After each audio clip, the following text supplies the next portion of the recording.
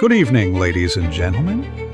Tonight on Detective Radio, we return to the very beginning of Dorothy L. Sayers' detective canon, with the case that first introduced Lord Peter Wimsey. The story is called Whose Body? And it begins with a most unusual discovery. In a respectable London flat, a man awakens to find a corpse in his bathtub. The body is entirely naked, except for a pair of pince-nez spectacles perched upon the nose. At the same time, a wealthy financier has vanished mysteriously from his bed. Coincidence? Or the hand of something darker? Join us as Wimsey, with wit and precision, untangles a web of deception, ambition, and cold-blooded murder. This is Dorothy L. Sayers' Whose Body?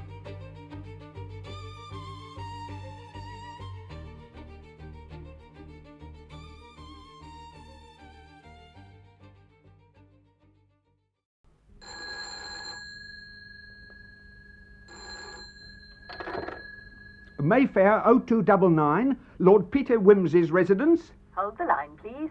I have a call for you from Duke's Denver. Go ahead, please, caller. Is that you, Bunter? Yes, Your Grace. Good afternoon. Good afternoon. Is Lord Peter in? I regret to say not, Your Grace. His lordship has just left to attend the sale of Sir Ralph Brocklebury's collection of books. Oh, yes. Bunter? I believe that's his lordship just coming in again. If Your Grace would kindly hold the line a moment. Yes, my lord? Bunter, could you find me my catalogue? I forgot the beastly thing. It's probably up in my bedroom or on the desk. Yes, my lord. Her Grace has just called up from Denver, my lord. Oh, really? Hello, Mother. Oh, there you are, dear. I was afraid I'd just missed you. Well, you had, as a matter of fact, but I had to come back. What's up? Such a quaint thing, Peter. I thought I'd tell you. You know little Mr. Thipps? Thipps. Yes. Thipps. Oh, yes, the little architect man who's doing the Denver church roof. Yes. Rather. What about him? Well, Mrs. Throgmorton's just been in quite a state of mind. Mrs. who? Throgmorton, the vicar's wife. Oh, Throgmorton. Yes? Mr. Thipps rang them up this morning. It was his day to come down, but he rang them up to say he couldn't. He was so upset, poor little man. He's found a dead body in his bath. I'm sorry, Mother, I didn't quite catch that. He's found what? Where? A dead body, dear, in his bath. Good Lord. A dead man, with nothing on but a pair of pince-nez. Mrs. Throgmorton positively blushed when she was telling me. I'm afraid people do get a little narrow-minded in country vicarages. Well, it does sound a bit unusual. Was it anybody you knew? No, dear, I don't think so. Oh, poor little Thipps. Uncommonly awkward for him, what? Well, let me see. He lives in Battersea, doesn't he? Yes, dear. 59 Queen Caroline Mansions, opposite the park. Uh-huh. That big block just round the corner from the hospital. I thought perhaps you'd like to run round and see him and ask if there's anything we can do. I always thought him a nice little man. Yes, quite. Well, thanks awfully for telling me, Mother. I'll send Bunter to the sale and toddle round to Battersea now and try to console the poor little beast. Toodle pip. Goodbye, dear. Bunter? Yes, my lord? Bunter, Her Grace, eager as always to assist me in my hobby of criminal investigation, tells me that a respectable Battersea architect has discovered a dead man in his bath. Indeed, my lord. That's very gratifying. Very, Bunter. Your choice of words is unerring. I wish Eton and Balliol had done the same for me. Have you found the catalogue? Here it is, my lord. Ah, thank you. Well, I'm going to Battersea at once, so I want you to attend the sale for me. And now, don't lose time, because I don't want to miss the Folio Dante, nor the De Voragine. Yes, here you are, do you see? Golden Legend, Winkind Award, 1493. And make a special effort for the Caxton Folio of the Four Sons of Amiens. It's the 1489 folio and unique. Look, there we are. I've marked the lots I want, and I've put my outside offer against each, so do your best for me, would you, old lad? I'll be back to dinner. Very good, my lord. Very well, then. Exit the amateur of first editions. New motive, introduced by solo bassoon. Enter Sherlock Holmes, disguised as a walking gentleman. So, off to Battersea, and Mr. Alfred Thipps.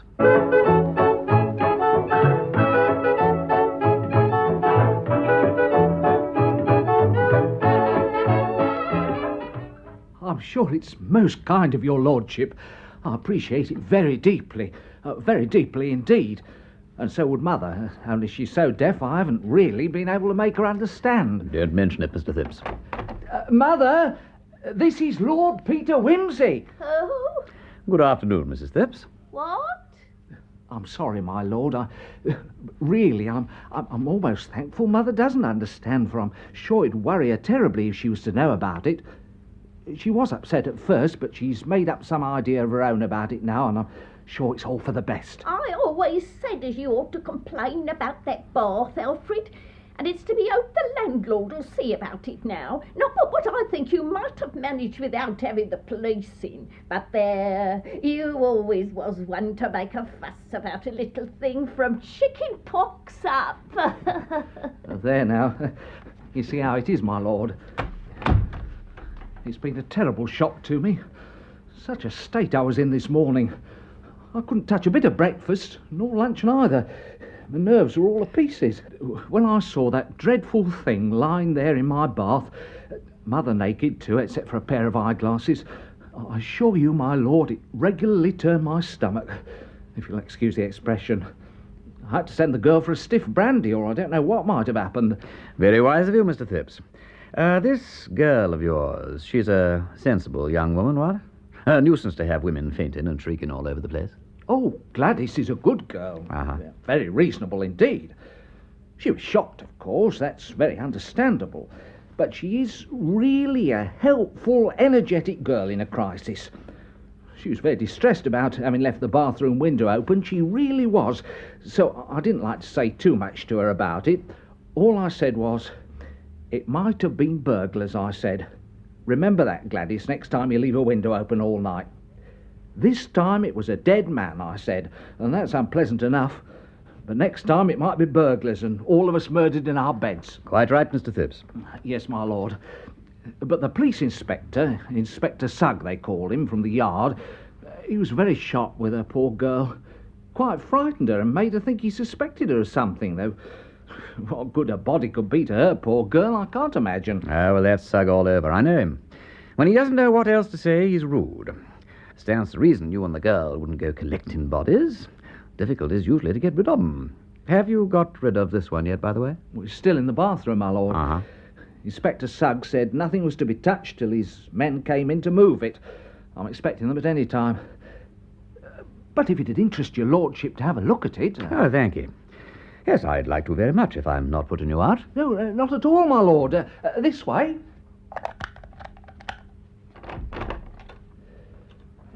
You see, it's only a small window, my lord, but big enough to get a body through. So I observe. That down there, I presume, is the New St. Luke's Hospital. Yes, my lord. Uh-huh. We had Sir Julian Freak. He directs the surgical side of the hospital, my lord, round here himself this morning.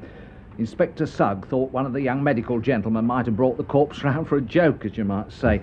But Sir Julian looked up in his books, and there was no corpse missing, and this one didn't answer the description of any they'd had. Well, let's have a look at him. Here, don't you trouble with the sheet if you don't care about looking at it. Oh,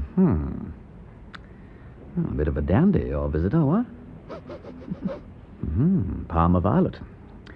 Manicure, gold pince-nez. Yeah, hey, there they go. Better put them back before Inspector Sugg returns, what? That dear old bird does hate me interfering, to be sure. My lord, if you excuse me, my lord, it makes me feel quite faint. It really does. Yes, of course, Mr. Phipps. You'll run along. I'll just have a quick look round, if I may. Thank you, my lord. Now, my beauty, let's have a look at you. Well, I never. Now, open wide. That's it. By Jove. Oh, very interesting. Very interesting indeed.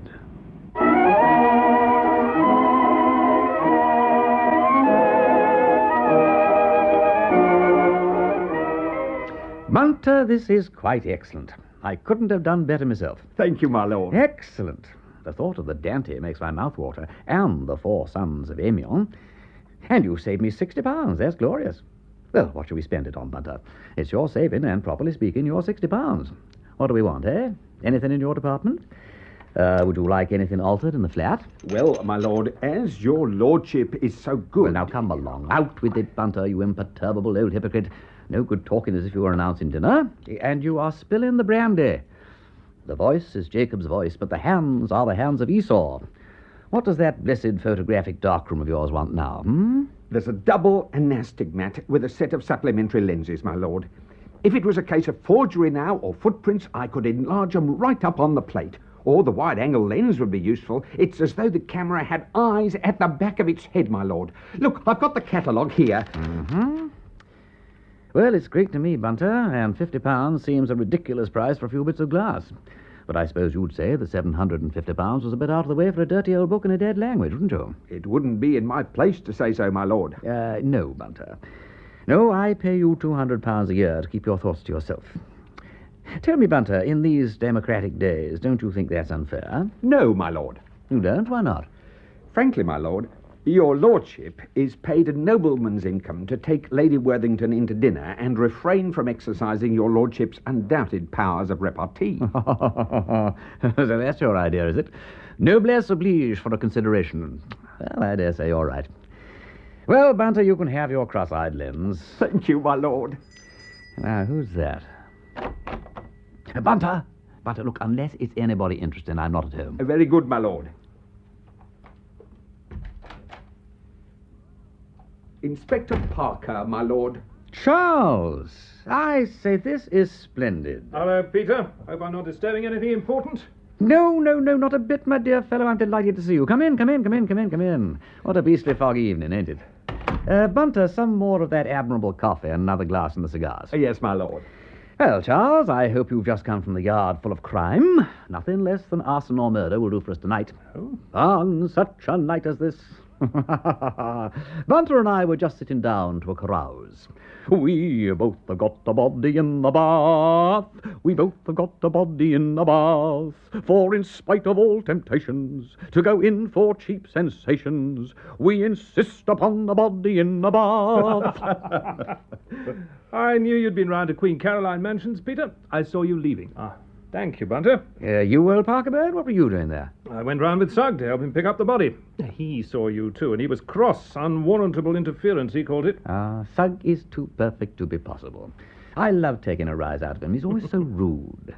Bunter? Yes, my lord? Now stop fiddling about there and get yourself the proper things to drink and join the merry throng. Certainly, my lord. What does Sugg make of the body, by the way? Sugg? He says it died from a blow on the back of the neck. The doctor told him that. He says it's been dead a day or two. The doctor told him that, too. And he says it's the body of a well-to-do Hebrew of about 50. Anybody could have told him that. So he's arrested the girl because she's short and frail-looking and quite unequal to downing a tall and sturdy Semite with a poker. The girl, Gladys, what's her name? Gladys Horrocks, yes. Sugg of the evening, beautiful Sugg. He'd arrest Thipps, too, only Thipps was away in Manchester all yesterday and the day before, and he didn't come back till late last night. In fact, he wanted to arrest him, till I reminded him that if the body had been dead for a day, little Thipps couldn't have done him in at 10:30 last night. Well, I'm glad the little man has so much of an alibi, though I wouldn't glue my faith to cadaveric lividity, rigidity, and all the other quiddities if I were you, Parker.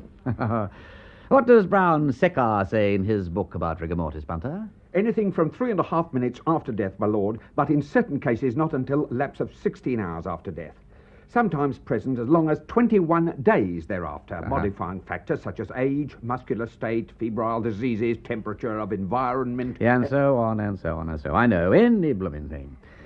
Never mind, Charles. You can run the argument for what it's worth to Sugg. He won't know any better. Let's come back to the facts. What do you make of the body? Well, not very much, Peter.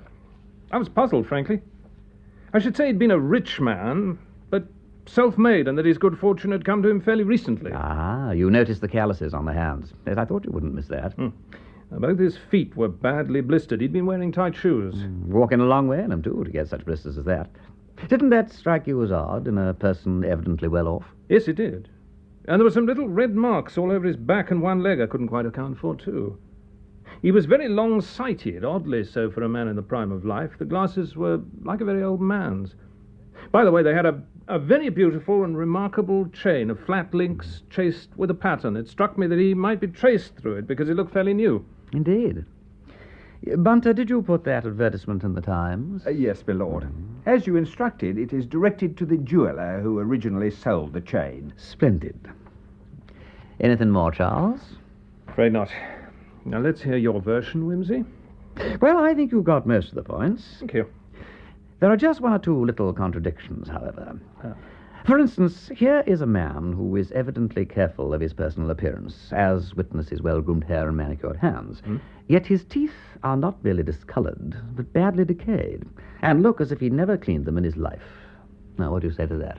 Well, I don't know. Excuse me, my lord. Yes, Bunter?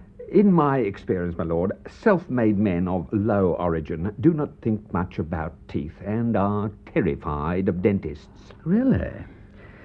Well, I dare say you're right, but I just thought I'd draw your attention to it. Second point.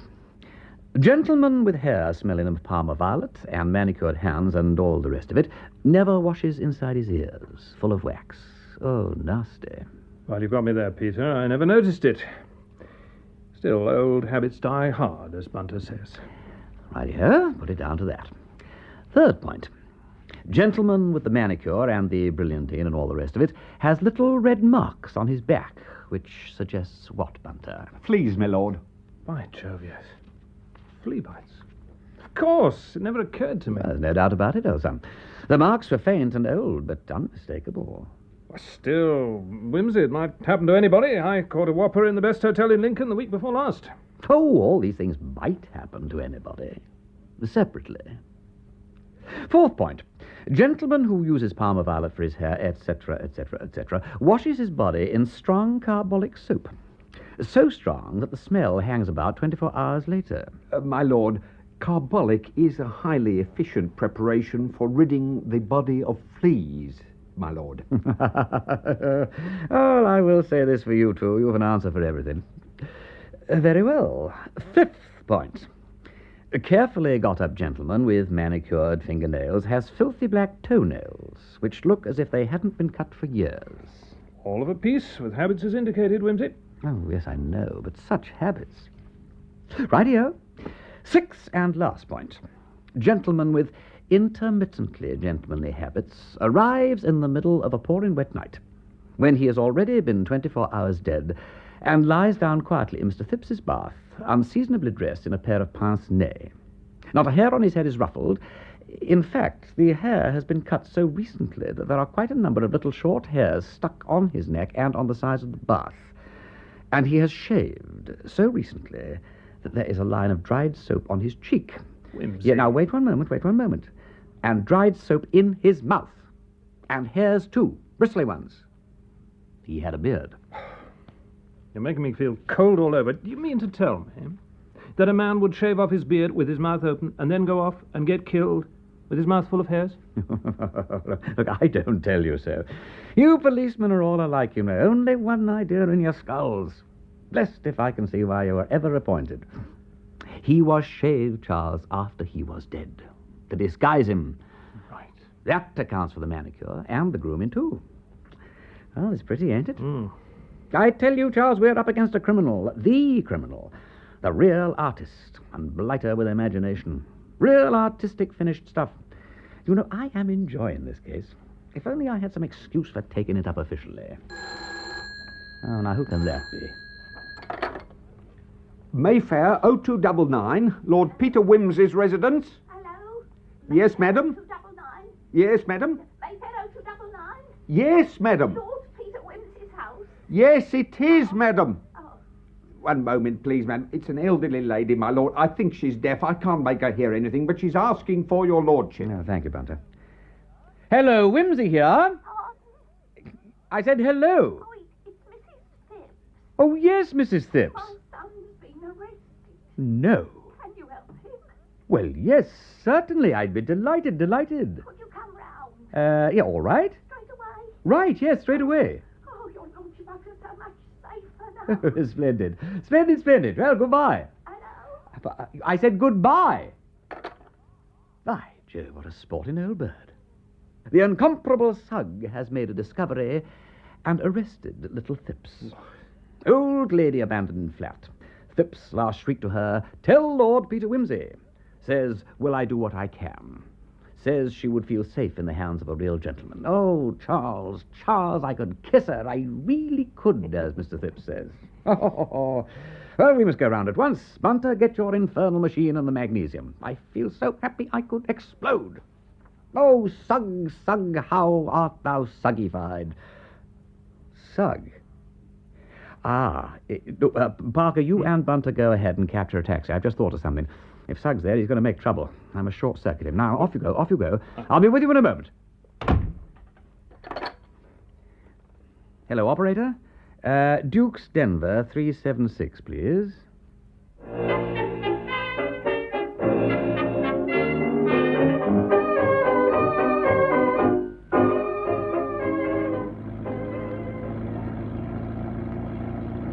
Did you examine Phipps's bathroom at all this afternoon, Charles? I didn't get the chance. Yes, but I couldn't find much in the way of footprints.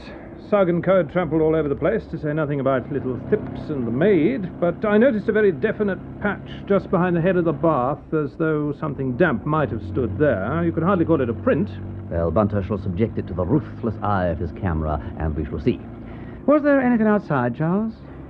Sugg and I explored the ground at the back of the building. There wasn't a trace of anything there. It rained hard all last night, of course. Did you try the roof? The gutter's only a couple of feet off the top of the window. I measured it with my stick. The gentleman's vade mecum, I call it. It's marked off in inches. Uncommonly handy companion at times. There's a sword inside and a compass on the head. Got it made specially. Really?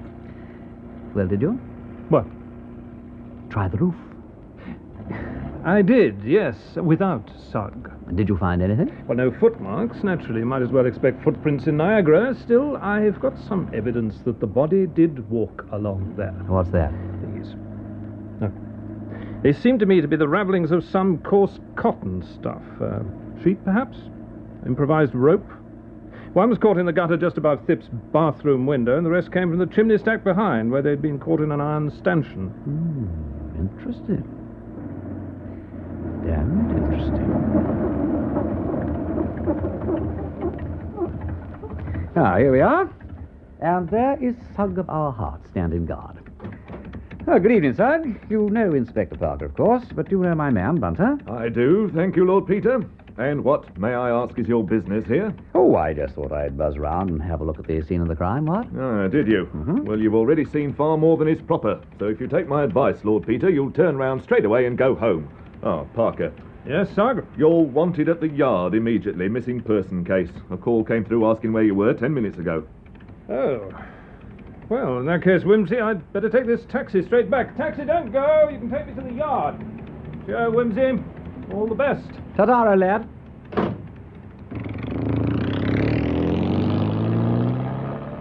Now, Sugg, before you say anything else you may regret, may I inform you that I have been retained by Mrs. Phipps on behalf of her son. Retained? She'll be retained if she doesn't look out. Now, look, Lord Peter, I'm not letting you past. You have no business here. Oh, look here, Inspector. What's the use of being so barely obstructive? You'd much better let me in. You know I'll get there in the end. It's my duty to keep out the public, and it's going to stay out. Sir, Yes, Cawthorne, what is it? another call from the yard, sir. Chief says every facility is to be given to Lord Peter Wimsey, sir. But really... 5 aces, I think. The chief's a dear friend of my mother's. Oh, now, No come- go, Sugg. It is no good bucking. You've got a full house, and I am going to make it a bit fuller. Come along, Bunter. Yes, my lord. But, Lord Peter... Oh, and Sugg, just one other thing. As soon as Bunter's finished his wizardry, I'm going to trundle the old lady down to my mother's in Norfolk. You're now, making it- don't argue. She's all alone here, now you've so ingeniously arrested her son and her maid. She won't run away, Sugg. Very well, Lord Peter. Thank you. Right, Mrs. Phipps, prepare yourself for a visit to Duke's Denver. I hope my mother doesn't mind. Well, it's very nice to see you, dear, even at this hour of the night. Oh, thank you, Mother. And thank you for the cold beef and cheese. No more, thank you. Have you got the old lady off to bed yet? Oh, yes, dear. Such a striking old person, isn't she? Mm-hmm. And very courageous. She tells me she's never been in a motor car before. but she thinks you a very nice lad, dear. Ah. Yes. That careful of her? You remind her of her own son. Poor little Mr. Thipps. Whatever made the police arrest him? Well, Sugg must arrest somebody, Mother, and Thipps did rather a silly thing. Oh? It seems he got into a confusion about the train he took back from Manchester. Yes. Said first he got home at 10:30, then they pumped Gladys Horrocks, who let out he wasn't back till after 11:45. Oh. Sugg makes inquiries at St. Pancras and discovers that Thipps left a bag in the cloakroom there at 10. Thipps, asked to explain, stammers and says he met a friend. Oh, Can't say who. Didn't meet a friend. Can't say what he did with his time. Dear. In fact, can't explain himself at all. Gladys Horrocks, interrogated again, says this time Thipps came in at 10:30. Immediately contradicts herself, bursts into tears, everybody's suspicions aroused, caught 'em both. Well, as you put it, dear, it all sounds very confusing and not quite respectable. But I can't see poor little Mr. Thipps committing a murder. Yes, Bunter? Excuse me, Your Grace. A message for his lordship. I took the liberty of answering the telephone since the servants were in bed. Yes, Bunter? Inspector Parker, my lord. He apologises for calling at this late hour, but would be grateful if your lordship could return to London tomorrow morning. It appears that the person whose disappearance he was called away to investigate is Sir Reuben Levy, the financier, my lord. Sir Reuben? Disappeared? Oh, that is sad. I do hope no harm has come to him. I must write a few lines to Lady Levy in the morning. I used to know her quite well, you know, dear, down in Hampshire when she was a gal. Christine Ford she was then, of course. Yes, Mother dear, yes. Why does Mr. Parker want me, Bunter? Mr. Parker asked me to tell you, my lord, that Sir Reuben Levy disappeared last night, having been spotted and recognised in the Battersea Park Road at about 9:15. Really? Yes, my lord. And Mr. Parker further informed me, my lord, that were Sir Reuben Levy to be shaved of his beard, he would be remarkably similar in appearance to the gentleman who was discovered in Mr. Thipps's bath. My lord.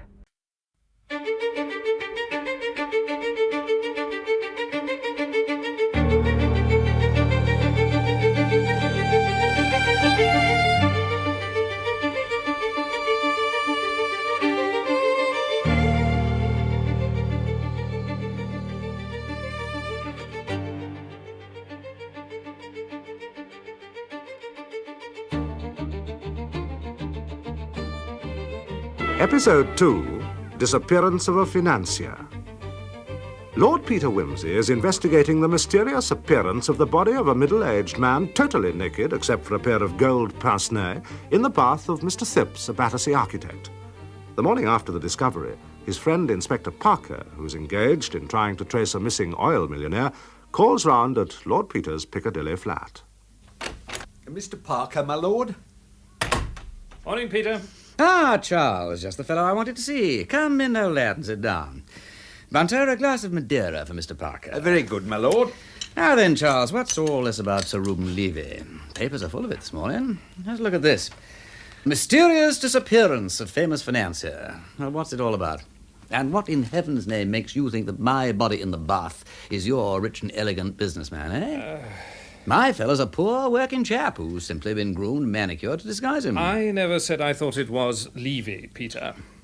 Bunter, what did Mr. Parker say on the telephone last night? That the gentleman in the bath would be extraordinarily like Sir Reuben if he had a beard, my lord. Not that he was him, you see, Wimsey, that he was like him. No, it's Sugg who's got bitten with the idea that they're one and the same just because they're both Hebrews. In fact, he's wildly telephoning Lady Levy to come and identify the body. And as she's abroad with the family, somebody may well step in and say that it is Sir Reuben, and Sugg will build up a lovely theory like the Tower of Babel and destined so to perish. Sugg is a beautiful brain ass. He's like a detective in a novel. The idea is preposterous. Exactly. However, what you want is the whole yarn, Wimsey, so let me tell you. Righty-ho. But do you mind if Bunter hears it too? An invaluable man, you know, is Bunter. Amazing fellow with a camera. Bunter? Yes, my lord? Come and see Mr. Parker's new trick, the vanishing financier. Absolutely no deception. Hey, presto, pass, and where is he? The quickness of the end deceives the high. Well, I'm afraid it's not much of a story so far, actually. Oh. Well, the old chap may have cleared off for his own reasons. He disappeared yesterday morning. The servants got alarmed as they knew he was due to attend a most important financial meeting, some deal involving millions. The old boy's known to have enemies who'd just as soon the deal didn't come off. Yesterday morning? Yes, a fool of a sergeant sat on the case for most of the day, and then they called me in. Well, what have you found out? Well, not much, I confess. He dined the night before last with 3 friends at the Ritz, and after dinner, friends went to the theatre, but he refused to go with them on account of an appointment. Well, I haven't yet been able to trace the appointment, but I know it was in Battersea, because by chance he was spotted there at about 8:45. Yes, Bunter mentioned that, too. Odd, ain't it, that Battersea should feature in your case as well? Who spotted him? Well, a young woman. She was strolling up the Battersea Park Road for purposes best known to herself, if you understand me, and recognised him from her days in the West End. The girls there call him Sea Green Incorruptible. They don't waste their time with him. And that was the last time he was seen? No, the cook saw him on the doorstep when he returned home to his house in Park Lane at midnight. She heard him let himself in, and then he walked upstairs, undressed, and went to bed. Next morning, he wasn't there. That's all.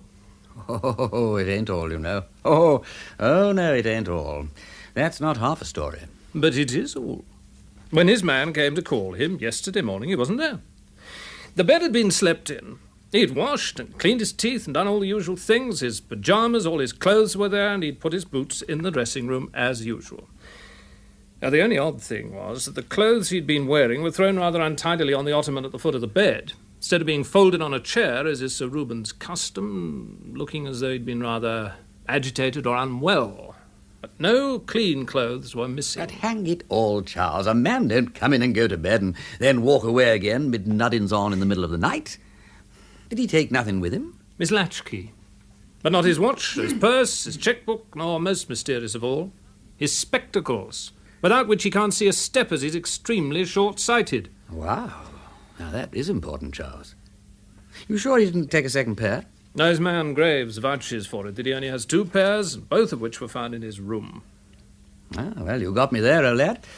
What do you think, Bunter? Not in my department, my lord, but I would have thought that even if the gentleman had gone out with the intention of committing suicide, he would have taken his spectacles. So you'd think, yes, or he'd have been killed as soon as he stepped off the pavement. Any other thoughts, Bunter? Well, my lord, it is odd that a gentleman who was too flurried or unwell to fold his clothes as usual should remember to clean his teeth and put his boots out. Those are 2 things that quite frequently get overlooked, my lord. If you're implying anything personal, Bunter, I can only say that I think the speech an unworthy one. Is that really all, Charles? Well, yes, except for one trifling circumstance. God, I love trifling circumstances. So many men have been hanged by trifling circumstances. What was it? Well, Sir Reuben and Lady Levy, who are a most devoted couple, always share the same room. In Lady Levy's absence, Sir Reuben sleeps in the double bed, as usual, and invariably on his own side, the outside. But the night before last, he slept in the middle, or if anything, rather closer to the wall than otherwise. And the housemaid, who's an intelligent girl, noticed this when she went to make up the bed, and with admirable detective instinct, refused to touch the bed or let anyone else touch it. Now, that is just interesting. Yes. A sweet little problem, Parker mine. Look here, don't want to butt in, but I should dearly love to see that bedroom. Of course you can come and see it. You'll probably find lots of things we overlooked. Who's that? Excuse me, my lord. Come along to Levy's place now, Wimsey, if you like. I'm just going round there. Oh, I can't come now, dear. I'm invited out to lunch at Wyndham's. Yes, Bunter? A telegram, my lord. Oh, thank you. I'll tell you what, though, Charles. I'll send Bunter along with his photographic contraption, if I may, and join you after lunch. Of course. Aha! A reply to our advertisement, Bunter. My lord? About the gold pince-nez found on the Battersea body. It's from Mr. Crimplesham of Salisbury. Claims he owns them. Well, we'll deal with Salisbury later. Sir Reuben Levy must be found first. Look, I say, Charles, why don't we go into partnership? Pool the 2 cases and work them out together, what? It's always so much easier to work on someone else's job than one's own. Gives one that delightful feeling of interfering and bossing about, combined with the glorious sensation that another fellow is taking all one's own work off one's hands. Agreed, Peter. Stout fella. Come along then, Bunter. I better change. Very good, my lord. Toodle pip, Charles. See you after lunch. Cheerio, Wimsey. Well, Bunter, number 9A Park Lane. Very good, sir. I'll be round in about half an hour. Number 9A Park Lane.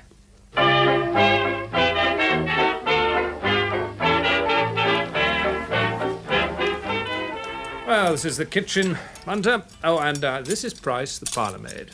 Morning, Miss Price. How do you do, Mr. Bunter? I think Price should be able to get you everything you need, Bunter, but if you've any problems, I shall be upstairs in Sir Reuben's bedroom. Thank you, sir. Now then, Miss Price, if you'd be so good as to pass that basket of things over, being careful not to touch any of them, we can get to work. Here you are, Mr. Bunter. Thank you. Water bottle, hairbrush, boots, tooth glass, bedside book, umbrella, small roll of linoleum. Oh, yes, that's from in front of the washstand, of course. Well, let's start with the bottle and the boot, shall we, Miss Price? Yes, Mr. Bunter. Oh, don't touch them. Oh. I've got rubber gloves, you see. I'm a careful criminal. Don't want to leave any traces. That's it. Now, my dear, I wonder if you just pour a little of this grey powder over the edge of the bottle while I'm holding it. Yes. And the same with this boot here at the top. Thank you, Miss Price.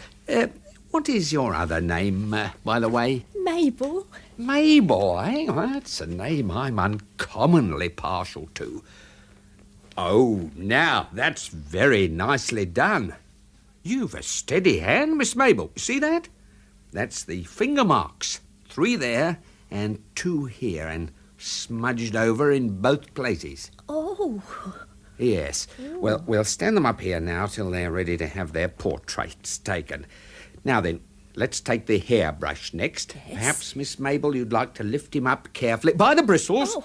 No, we'll try the lamp black this time. Oh, perfect. That's a beautiful set. No smudge it at all, you see? Oh, ain't this fun? Just routine, Miss Mabel, just routine. It's when Lord Peter gets back from lunch things will really start to happen. He's probably working on a theory right now. Yes, he's probably working on a theory at this very moment.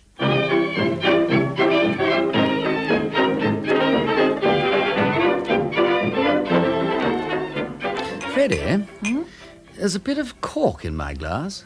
Cork? Waiter!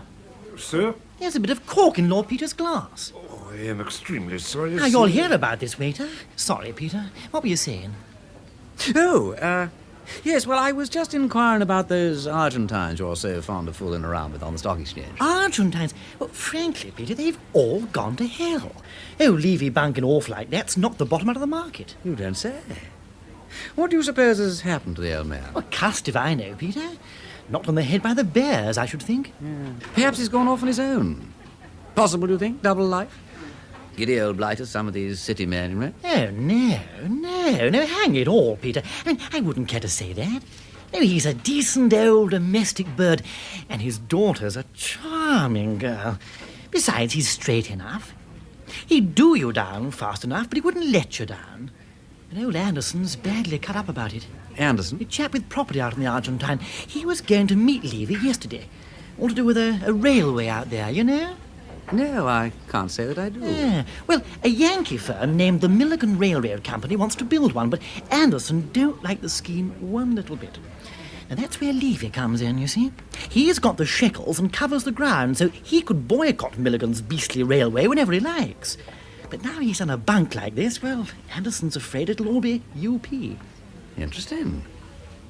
Who's Milligan's London representative? One of the brothers, John P. Milligan, offices in Lombard Street. Yeah. Anything else happening on the exchange? Well, oil's in a bad way. Levy's made a difference there, too. But there's been a funny little boom in Peruvians. Everyone's talking about it, wondering whether he was concerned in that as well. Why should he be? Well, no reason, but it's deuced odd. Peruvians were absolutely dud. Then they suddenly took on a little lease of life at the end of last week. Whoever's buying, though, started selling again yesterday. Yes, Levy's line of country. Worth looking into then, perhaps. Oh, thank you. I didn't know Levy had a charming daughter, Freddie. Yeah. Met her mamma last year abroad. That's how I got to know the old man. Well, you might do worse. Money's money, ain't it? And Lady Levy is quite a redeeming point. At least my mother knew her people. I suppose they've sent for her, by the way. Well, I suppose so. Mm-hmm. I say, Peter, I'd better pop round and express sympathy or something, huh? That's the idea. And I'll buzz round to Lombard Street. I think I'd like a few words with Mr. John P. Milligan.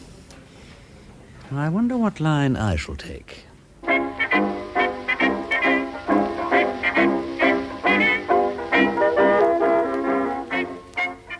Mr. Milligan. Yeah? A gentleman has called to see you, sir, and presented his card. Now, look here, Scoot. I'm too busy to see. Oh, it's a Lord Peter Wimsey. Yeah, well, very well. We'll show him in, Scoot. Yes, sir. My lord, Mr. Milligan will see you now. Oh, I say thanks awfully. Oh, good afternoon, Mr. Milligan. Most uncommonly good of you to let me come round wasting your time like this. I'll try not to be too long about it, though I'm not awfully good at coming to the point, don't you know? I'm very pleased to meet you, Lord Wimsey. Won't you take a seat there? Oh, thank you very much. But, I'm not a peer, you know. No. That's my brother, Denver. No, my name is Peter. Silly name, I sometimes think, what? But we always have a Peter. After the third Duke, don't you know, who betrayed 5 kings somewhere about the Wars of the Roses. Come to think of it, that ain't anything to be proud of, really, is it? Still, one has to make the best of it, what? Yes. Well, Lord Peter, can I do something for you? Well, do you know, I was rather wondering if you would. Well, look, it's damn cheek to ask you, but the fact is that my mother, don't you know, she's a most energetic, self-sacrificing sort of woman, don't you see? And she's thinking of getting up a sort of charity bazaar down at Denver this winter in aid of the church roof, you know. Mm-hmm. Very sad case, Mr. Milligan. Fine old antique, all tumbling to pieces, vicar catching rheumatism at early service and so on. You know the sort of thing. Yeah. Oh, I say, I do beg your pardon most frightfully. I'm afraid I'm being beastly long-winded. But the fact is, you see, my mother thought it'd be an awfully interesting sideshow at this bazaar or what have you, to have some lectures, sort of little talks, don't you know, by eminent businessmen of all nations. Well, I thought of asking someone from the big newspaper combines, don't you know, to sort of represent British advertising talent, what? And a leading German financier, if there ain't too much feeling against it. And, of course, I shall have to find somebody or other to do the Hebrew point of view. I thought, actually, of asking Levy, you know. Only he's floated off in a most inconvenient way. Oh, yes.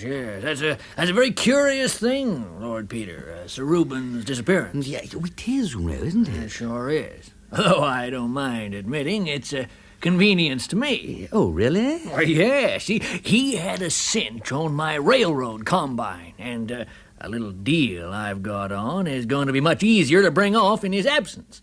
Of course, I've nothing against him personally, so if he turns up afterwards, I'll be happy to give him the right hand of welcome. Oh. Well, it's a rum go, Mr. Milligan, but I dare say the old Johnny had his reasons for vanishing, what? Well, I sincerely hope so, Lord Peter. Yes.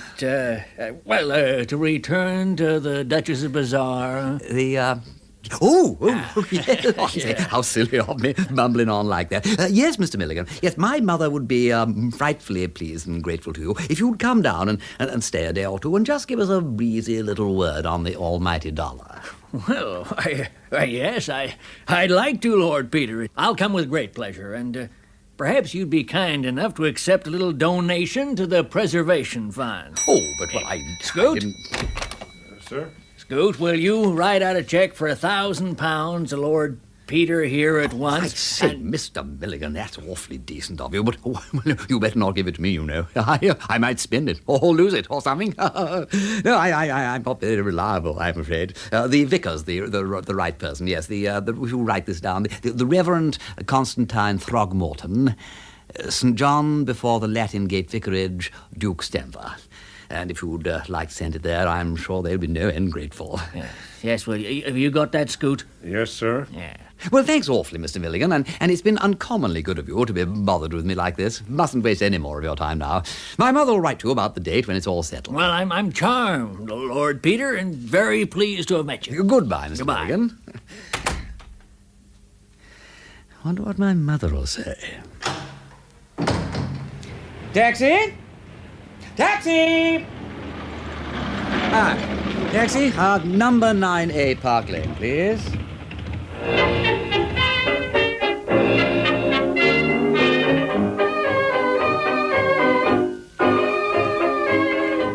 Kidnapped? Well, I don't say so, Charles. I just say the Milligan's got a very good motive for, at any rate, suspending Levy for a few days. Milligan looks all right, but I believe he's pretty ruthless in business, and you never can tell. He's got a red-headed secretary, too, name of Scoot. Face like a fish. Suspicious-looking beast. Hardly evidence, Peter. Anyway, shall we go upstairs and have a look at Sir Reuben's bedroom? Yes, righty here. Oh, Graves, could you ask Bunter to step up? Yes, my lord. Oh, thank you. Come across anything interesting in Levy's papers, old Parker Byrne? Not much. His private diary is full of entries like Tom and Annie to dinner, and Mr. Freddie Arbuthnot dropped in to tea. He wants to marry Rachel, but I should like someone steadier for my treasure, that sort of thing. A prudent fella. Any references to Milligan? Yes, to dinner about a fortnight ago. Here we are, anyway. Come along in. Now, you see the impression in the bedclothes, Peter? Mm-hmm. Now, he must have been upset to have changed a lifelong habit like that. Or ill. How was his health, incidentally, do you know? Who's his doctor? Well, Sir Julian Freak seems to be treating Lady Levy in his capacity as a Harley Street nerve specialist, I presume, rather than director of St. Luke's Hospital. Mm-hmm. According to the diary, it was he who advised her to go abroad. Well, he's an old friend of the family, of course. By Jove, Charles, that's a thought. St. Luke's Hospital. Look, if Sir Julian was Levy's appointee on Monday night, that rather explains his appearance in Battersea, what? Well, the old boy just came to see his doctor, Uh-huh. I mean. Well, I'll check it, Peter. Well, it's very possible, ain't it? Have you a tape measure, Charles? Yeah. Well? Thank you.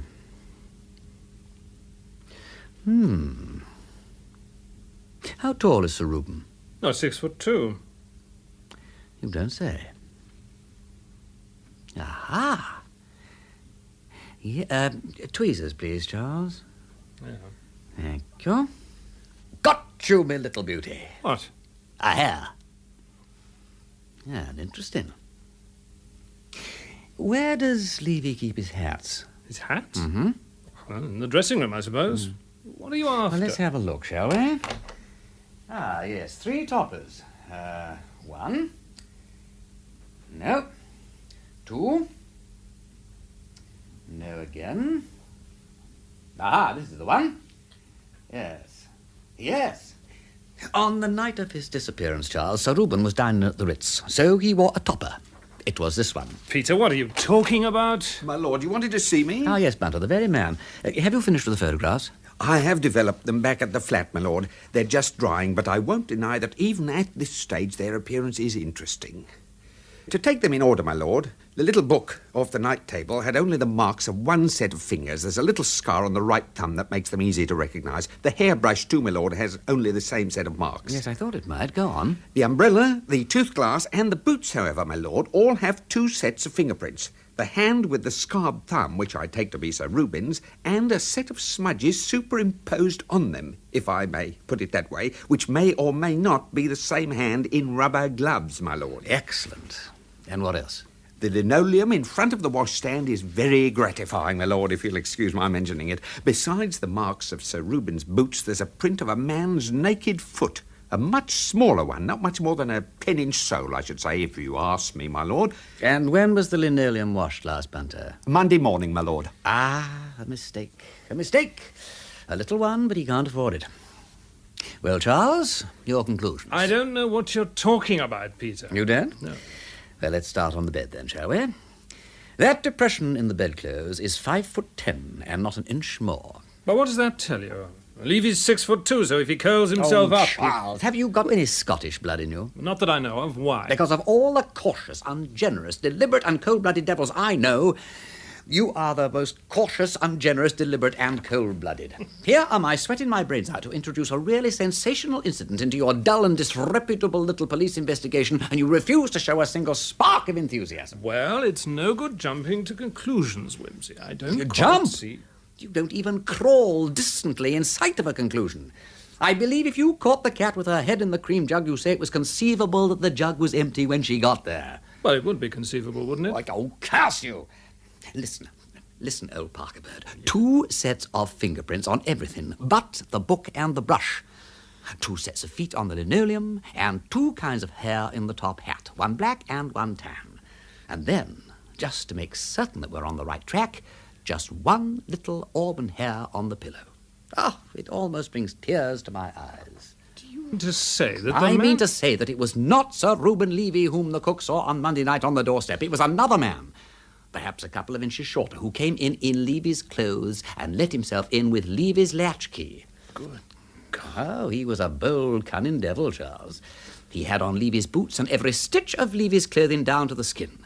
He had rubber gloves on his hands, which he never took off, and he did everything he could to make us think that Levy slept here on Monday night. He took his chances, and he won. He walked upstairs, he undressed. He even washed and cleaned his teeth, though he didn't use the hairbrush for fear of leaving red hairs in it. He had to guess what Levy did with his boots and clothes. One guess was wrong, and the other right, as it happened. The bed must look as if it had been slept in, so he gets in and lies there in his victim's very pyjamas. Then, in the morning sometime, well, probably at the deadest hour between 2 and 3, he gets up, dresses himself in his own clothes that he has brought with him in a bag, and creeps downstairs. If anybody wakes, he's lost. But he's a bold man, and he takes his chances. He opens the street door, which he left on the latch when he came in. He then slips out. He walks briskly away in rubber-soled shoes. He's the kind of criminal, Charles, who isn't complete without rubber-soled shoes. And in a few minutes, he is at Hyde Park Corner free. Who is he, Charles? Who is our criminal with the auburn hair? Auburn hair. Oh, what about the secretary fellow? Scoot. Oh, he's about 6'4". And Milligan's got a head like a potato. It's a pity we can't put Scoot's head on Milligan's shoulders. My lord? My lord, if you'll forgive my mentioning the matter, the photographs I took in Battersea last night, my lord, suggest that whoever put the body in Mr. Thipps's bath was also wearing rubber gloves and boots, my lord. I say there's a thought, Bunter. Yes. Ah, come now, Peter. Surely it's only Sugg who thinks there's a connection between these 2 cases. It'd be different if the man in the bath was Levy, but we know for a certainty it wasn't. Just because we have 2 middle-aged Semites, one of whom makes tracks without so much as a fig leaf, one who turns up clad only in a pince-nez, which is quite useless for purposes of decency, it doesn't mean Pince-nez? Mr. Thomas Crimplesham. I've forgotten all about him. Huh? Well, the chap who claims he owns them. Yes, Charles, Mr. Thomas Crimplesham. And there may be a connection after all, old lad. Oh. Don't forget that Levy was in Battersea on Monday night, and now we know he didn't return home at 12, as was supposed. We have no reason to think that he ever left Battersea at all. Yes. Charles, I am going to find out more about Mr. Crimplesham. He may be playing a bold game of bluff, but I want to know how his pince-nez got to Mr. Thipp's bathroom. Bunter, we will go tomorrow morning. When is there a good train? Where to, my lord? Salisbury, you ass. 10:50, my lord. Then kindly, Bunter, make arrangements for us to catch it.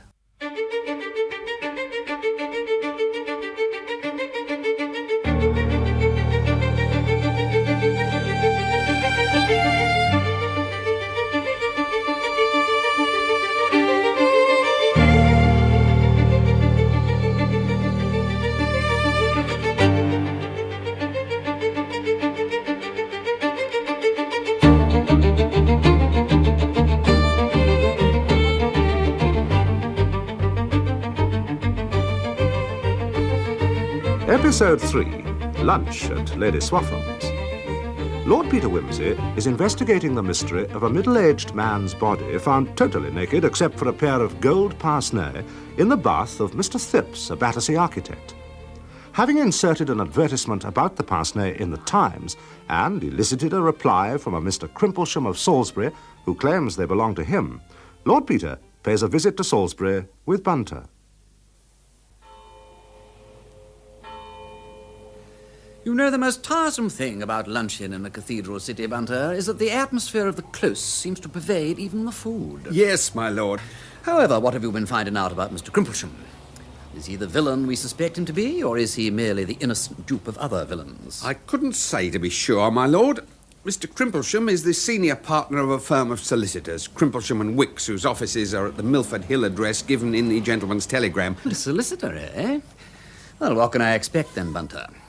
Is he the sort of man who would leave his pince-nez on a dead body in a Battersea bathroom and then, with infinite bravado, claim them back, reasoning that the last person we shall expect to find answering our advertisement is the criminal himself? I think not, my lord, if I may put it that way.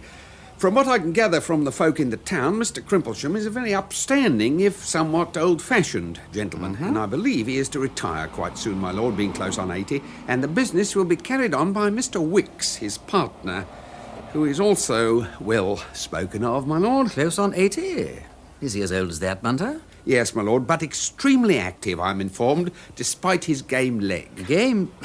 Well, that disposes of Crimplesham as the villain of the piece straight away, don't it, Bunter? I confess I find the mental picture of a gentleman of 80 with a game leg carrying a dead body over the roof of a Battersea flat at midnight less than totally convincing. Yes, my lord. Still, he may yet be the brain behind the hands. The aged spider sitting invisible in the centre of the vibrating web, don't you know? Or, of course, it is possible, Bunter, that our murderer is, in fact, an enemy of Crimplesham, who stole his pince-nez and left them on the body in order to throw suspicion upon him. It is possible, my lord. I believe, my lord, that is Mr. Crimplesham's office across the way now. Oh, righty here, Bunter. Yes, there it is. Well, I think you might step into this little shop and buy a sporting paper. And if I do not emerge from the villain's lair, say within 3/4 of an hour, you may take such steps as your perspicuity may suggest. Very good, my lord. Now, have I a card of my own and one of Parker's? Yes. Good. Well, I fancy that my long suit this time is the truth, the whole truth, and nothing but the truth.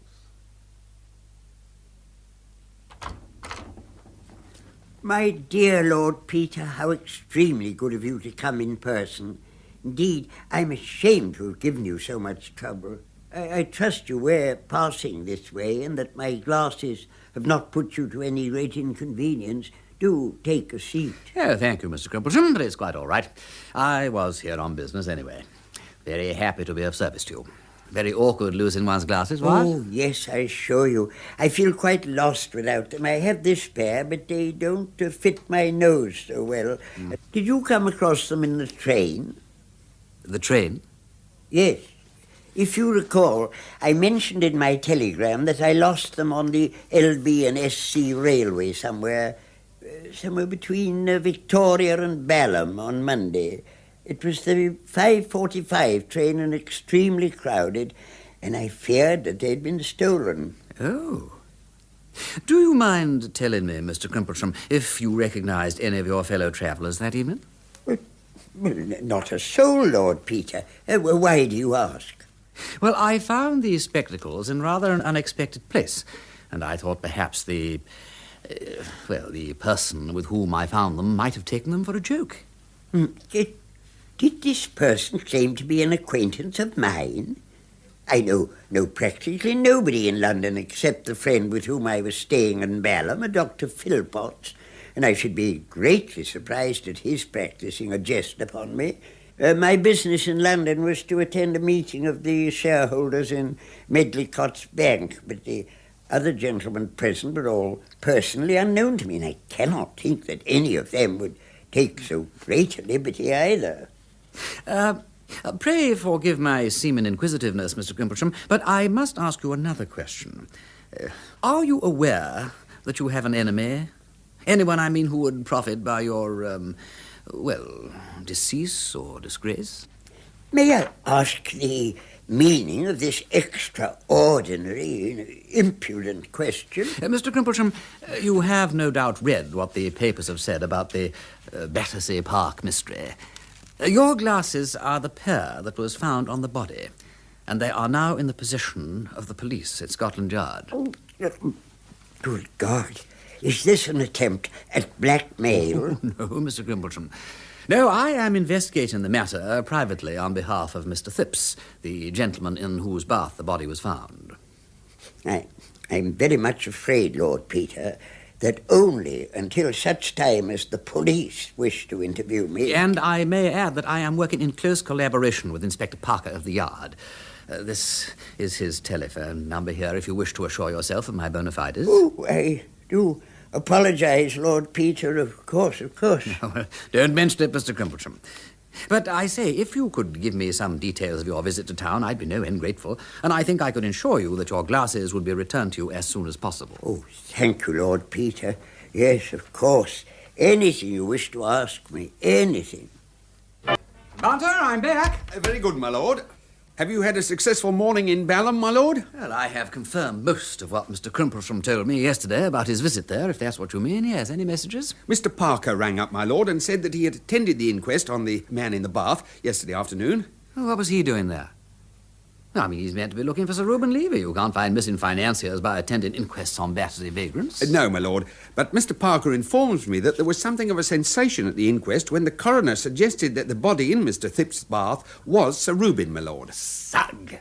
Sir Julian Freak was extremely incensed by the suggestion, being a friend of the family, and according to Mr. Parker, he demanded an apology from Inspector Sugg for having first put forward the idea and thus caused Lady Levy unnecessary shock and distress. And quite right, too. Well, what was Sir Julian doing at the inquest? He and Dr. Grimbold of Scotland Yard were presenting the medical evidence, my lord, having conducted the autopsy together. Ah, yes. Any surprises there? Not really, my lord. The two medical gentlemen were in agreement that the cause of death had been a blow on the back of the neck, either by accident or design, but they begged to differ on the question of how long the unfortunate fellow had lingered on afterwards. In what way did they differ? Well, my lord, according to Mr. Parker, Sir Julian considered that death had occurred a few hours after the blow, while Dr. Grimbold, apparently with the greatest hesitancy in venturing to differ from his distinguished colleague, my lord, put the period at several days. Really? Oh, well, it don't do to build too much on a doctor's evidence at the best of times. These blooming medicos always contradict each other in the box. Answer it, Bunter, would you, please? Yes, my lord. Good morning, my lady. Yes, my lady. Certainly, my lady. I will inform his lordship at once. Goodbye, my lady. Lady Swaffham, my lord. She hopes your lordship has not forgotten you are lunching with her. What? Oh, by Jove, I have forgotten, Bunter, and I mean to go on forgetting. Look, just ring her back and tell her that I have succumbed suddenly to lethargic encephalitis, and no flowers by request. Lady Swaffham said she was counting on you, my lord. Her Grace the Dowager Duchess of Denver will be there. Mother? Well, what's she doing in town? I believe she came up for the inquest, my lord, with old Mrs. Thipps. Also, Mrs. Tommy Frail will be at Lady Swaffham's, my lord, and the American railway magnate, Mr. John P. Milligan. Milligan? Good Lord, Bunter, why didn't you say so before? I must go immediately. Look, with a taxi, I could just... Not in those trousers, my lord. No, Bunter, you do not understand. When I went to see Milligan in the city the other day, suspecting him of kidnapping Sir Reuben Levy and so on, I had to spin him a yarn. I told him that Her Grace had invited him down to Denver to speak at her bazaar, and I haven't told Mother yet. Nevertheless, my lord... The trousers are all right, Bunter. Not for Lady Swaffham's, my lord. Oh, very well, Bunter. I wish to blaze it I'd never let you grow into a privileged family retainer. Thank you very much, my lord. Well, come along, Bunter. Come along, come along, come along. Yes, my lord. You have absolutely no conception of the mistakes my mother may be making. No conception whatsoever.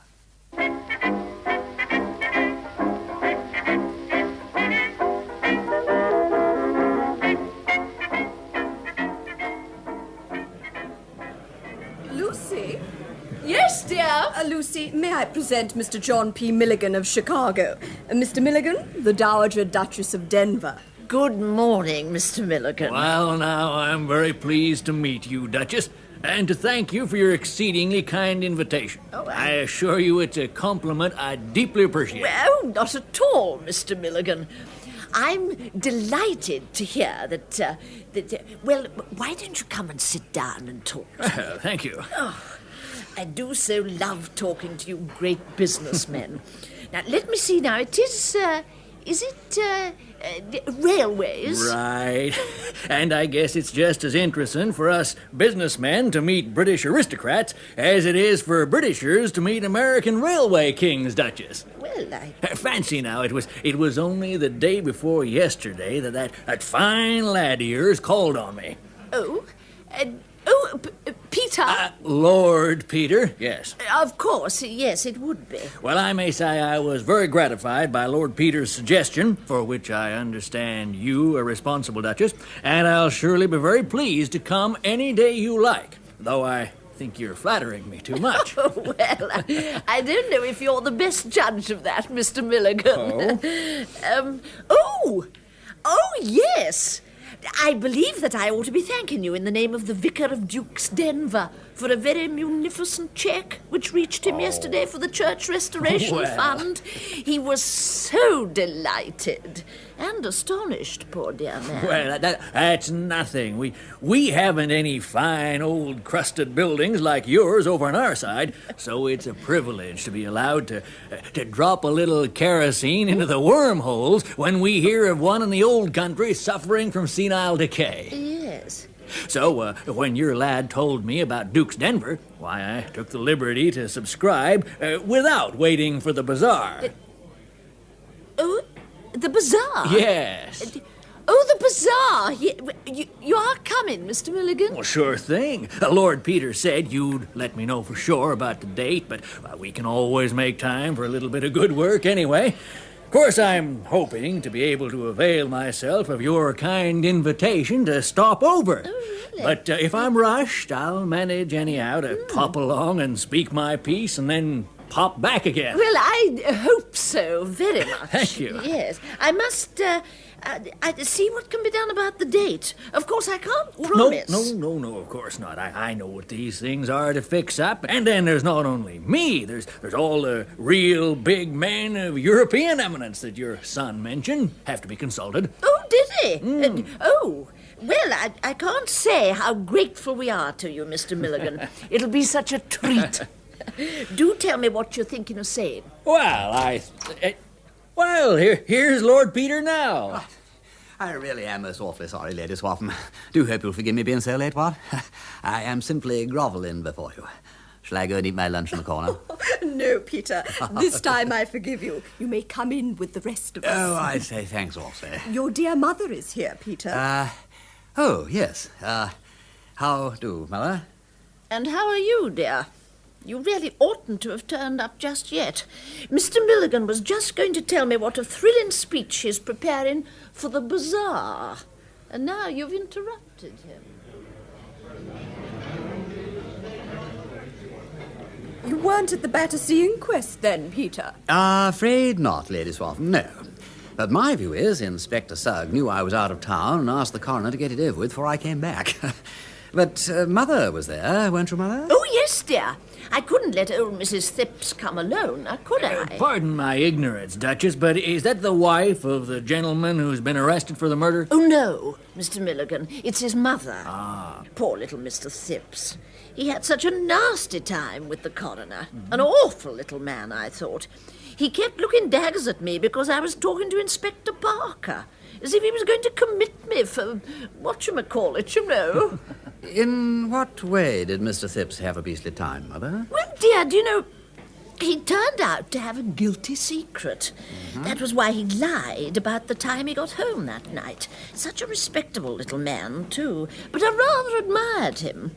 The coroner was asking him about his movements on Monday evening. Yes. And Mr. Thipps told the jury he'd arrived at St. Pancras from Manchester and had cloak-roomed his bag. At this point, poor man, he became very red, very unhappy, and very confused. Now, Mr. Thipps, we must have your movements quite clear. You have chosen to give evidence, which you need not have done, but having done so, you will find it best to be perfectly explicit. Yes, sir. It's really very unpleasant for a man in my position, but I really couldn't have it thought for a moment that I'd committed this dreadful crime. I assure you, gentlemen, I couldn't bear that. No, I'd rather tell you the truth. I'm afraid it places me in rather well, I'll tell you. You fully understand the gravity of making such a statement, Mr. Thipps? Quite.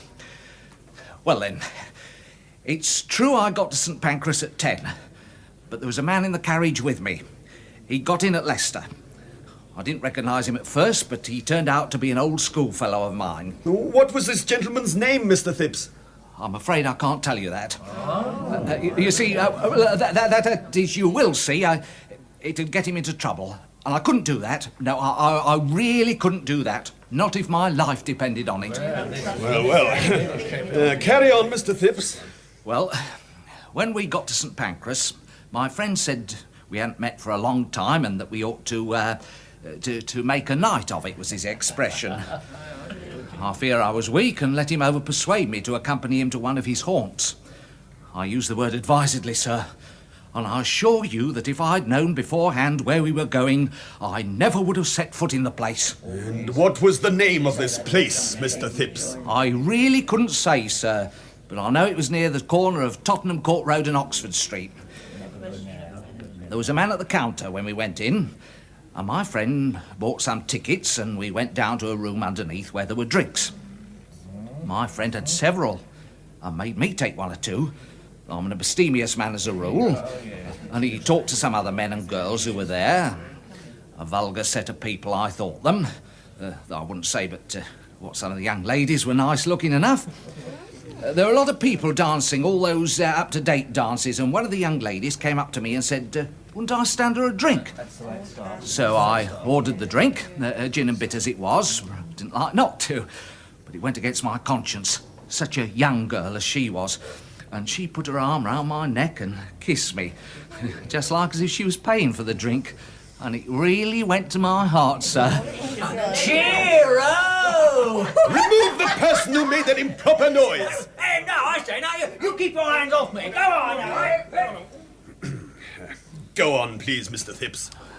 Well, sir, about 12:30, as I should reckon, things began to get a bit lively. So I thought I'd just slip quietly out, when I heard a scuffle and a shout, and before I knew what was happening, there were half a dozen policemen in, and the lights went out, and everybody stampeding and shouting. Quite horrid it was. Then someone caught hold of me. I think it was the young lady I'd given the drink to, and she said, "This way," and pushed me along a passage and out of the back somewhere. So I ran through the streets and got a taxi and came home. And that's the truth. Well, Mr. Thipps, we shall be able to substantiate a certain amount of this story.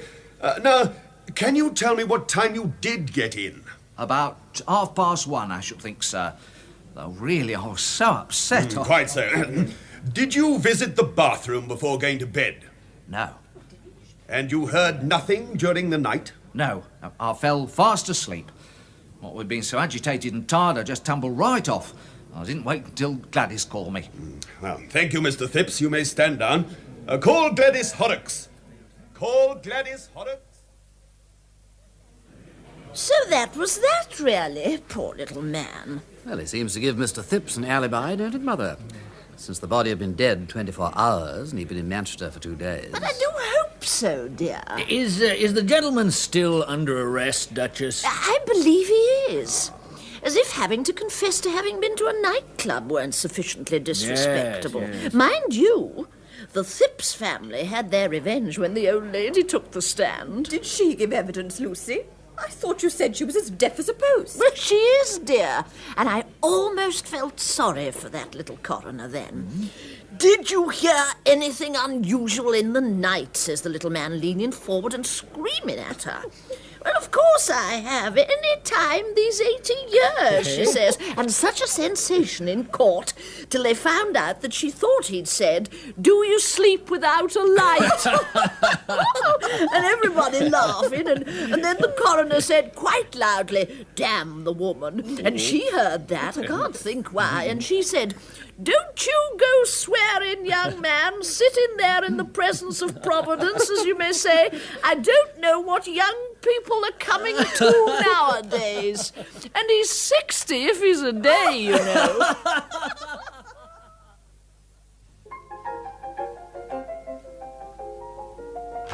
Inspector Parker, my lord. Hello, Peter. Charles, Akushla! Come in and sit down while I finish my sonata. Beast of an evening, ain't it? Bunter, furnish Mr. Parker with a drink, would you? Very good, my lord. Thank you, Bunter.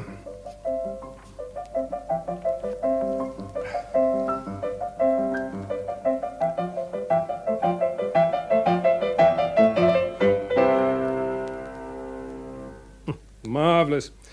That's a wonderful instrument, Wimsey. Oh, it ain't so bad, but Scarlatti wants a harpsichord, you know. Piano's too modern.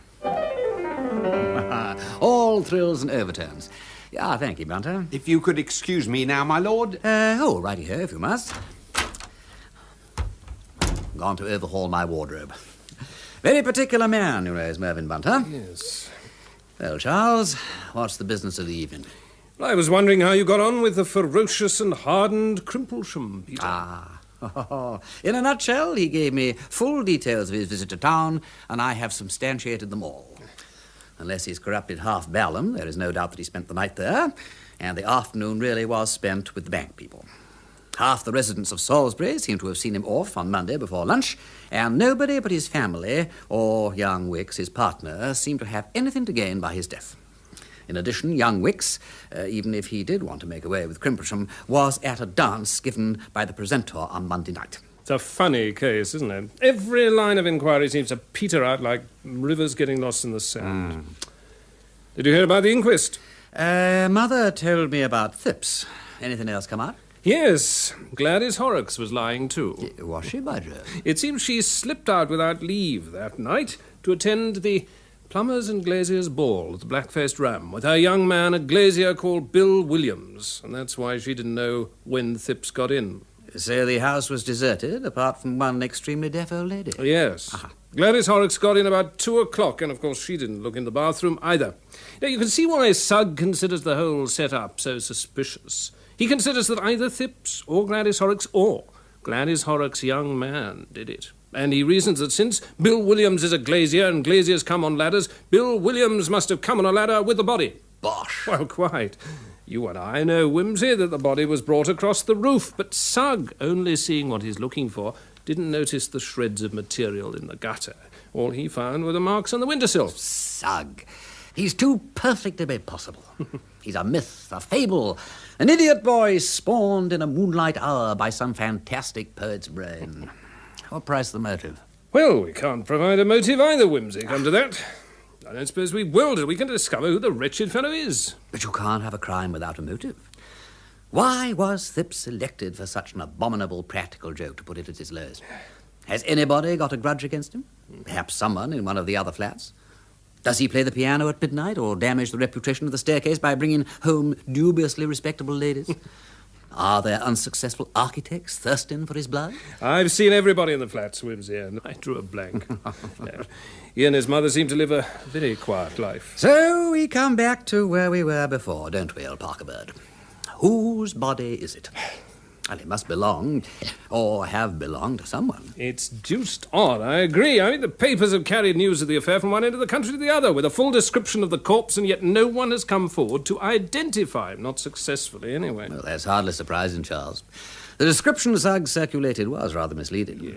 I mean, we know when the man was alive that he didn't have a clean-shaven chin, elegantly groomed hair, and Mr. Crimplesham's pince-nez reposing on his nose.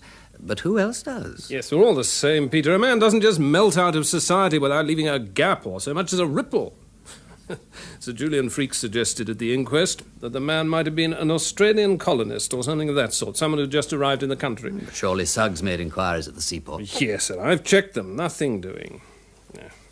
You know, I'm beginning to wonder whether this fellow was murdered at all, or whether it was just an accident that slipped through the net. Dr. Grimbold said as much yesterday afternoon. The man could have been killed by something heavy falling on him. But that does not explain why he ended up in Phipps' bath, or why he was shaved and groomed for the occasion. Yes, I know.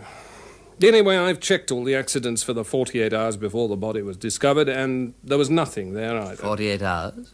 But didn't Grimbold say at the inquest that the man could have been dead for several days? Oh, yes, but Freak was sure it was only a few hours. Now, Grimbold's a good police surgeon, but I'd be inclined to take Freak's word above his. Freak's a big man. I don't think he'd be fooled. No, but it might be worth following up all the same. All right. Oh, incidentally, Wimsey, talking of Freak, I spoke to him yesterday afternoon. Yes? From what he tells me, he was probably the last man to see Sir Reuben Levy before his disappearance.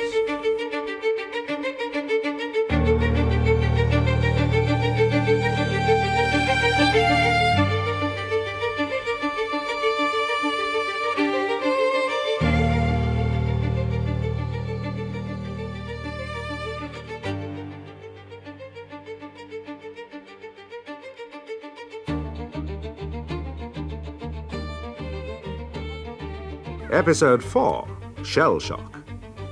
Lord Peter Wimsey and his friend Inspector Parker of Scotland Yard are investigating together the disappearance of financier Sir Reuben Levy and the inexplicable arrival in a Battersea bathroom of a corpse which bears certain similarities to the missing man. The day after the inquest on the mysterious body, Parker is reviewing to Lord Peter recent progress in his search for Reuben Levy, the missing financier. You remember, Peter, we thought that one possible explanation of Sir Reuben's being seen in Battersea that night he disappeared was that he might simply have been going round to St. Luke's Hospital to pay a call on his old friend, Sir Julian Freak. Well, we were right. He was. Was he, by Jove? How do you know that, Charles? Well, I met Sir Julian yesterday afternoon after the inquest, and he confided in me. Your mother introduced us, and when she told him I was investigating the Levy case, he asked me to walk back to the hospital with him. Strangely enough, though, to begin with, he talked of nothing except his work. It's a fatal thing for a theorist, Mr. Parker, in neurology, as in anything else, to let the practical work get behindhand. Dissection is the basis of all good theory and all correct diagnosis. But do you get much time for your own work, Sir Julian? With your Harley Street practice and your duties at the hospital? Oh, alas, no, Mr. Parker, not nearly as much as I would like, which of course is why I live next door to St. Luke's. And very often, the only time I have for research is at night.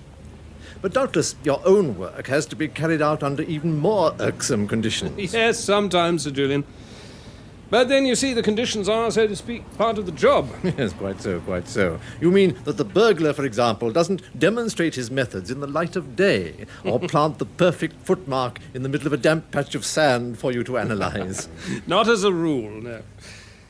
But I've no doubt that many of your diseases work quite as insidiously as any burglar. Oh, they do. And it's my pride, as it is yours, to track them down for the good of society. Now, the neuroses, for instance, are particularly clever criminals. And just as you may observe a theft or a murder and look for footsteps, so I observe a fit of hysterics or an outburst of piety and hunt for the little mechanical irritation which has produced it.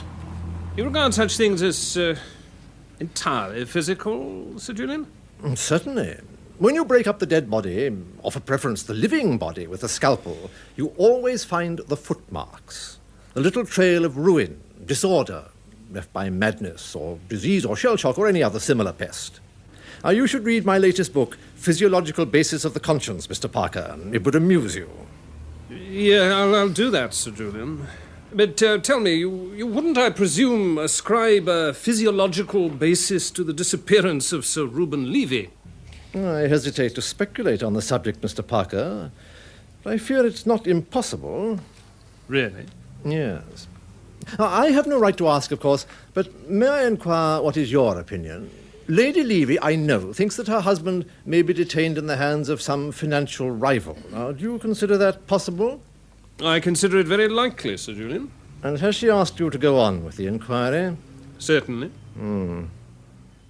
I had no idea until that ridiculous police officer mentioned it at the inquest, Mr. Parker, that there was any idea of connecting Sir Reuben's disappearance with the body that appeared in Mr. Thipp's bathroom.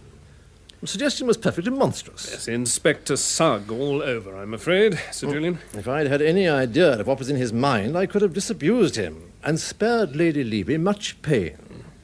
You may know, Mr. Parker, that I'm an old, though I shouldn't call myself an intimate, friend of the Levys. I knew Lady Levy when she was a young girl, and, well, we've remained good friends.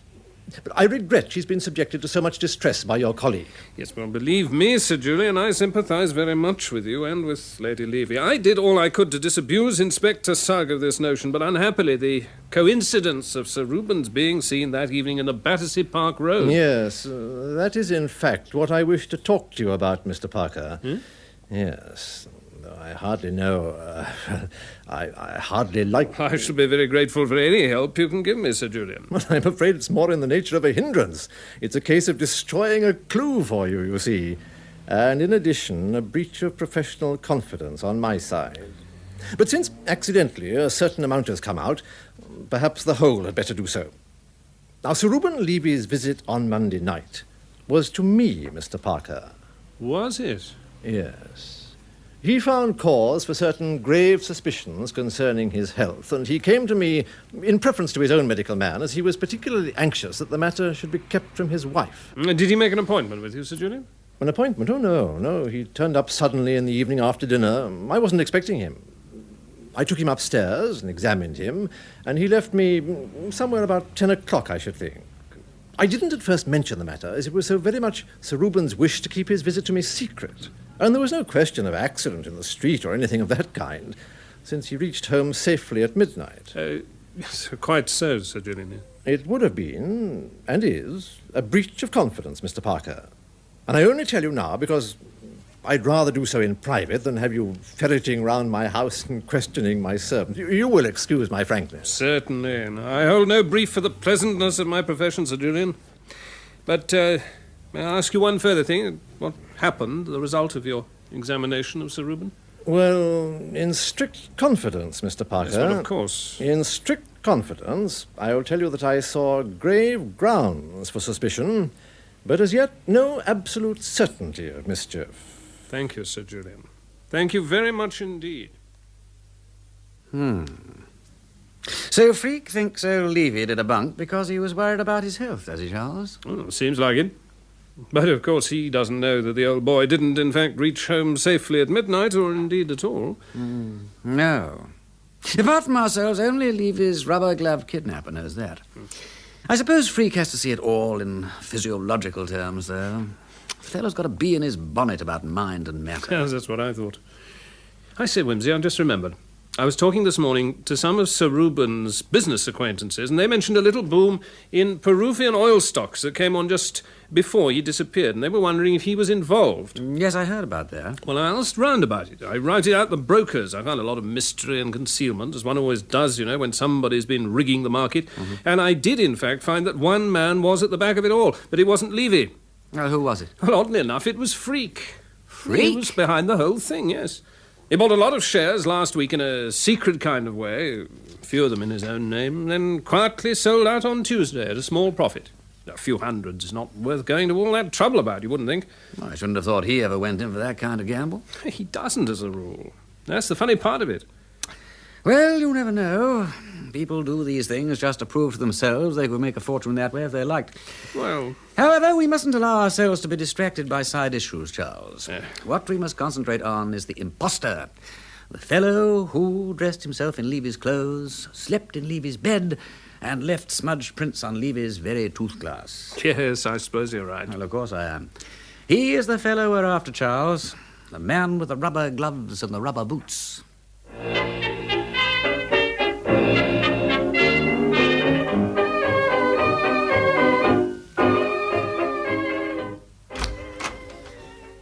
Bunter, have you seen Mr. Parker out? Yes, my lord. I was just coming in to attend to the fire. Oh, you can leave that, old lad. You go to bed. It's nearly midnight. I shall only sit up a short while. Very good, my lord. But if your lordship would permit of me removing the cups and glasses... Yes, carry on. Thank you, my lord. Carry on.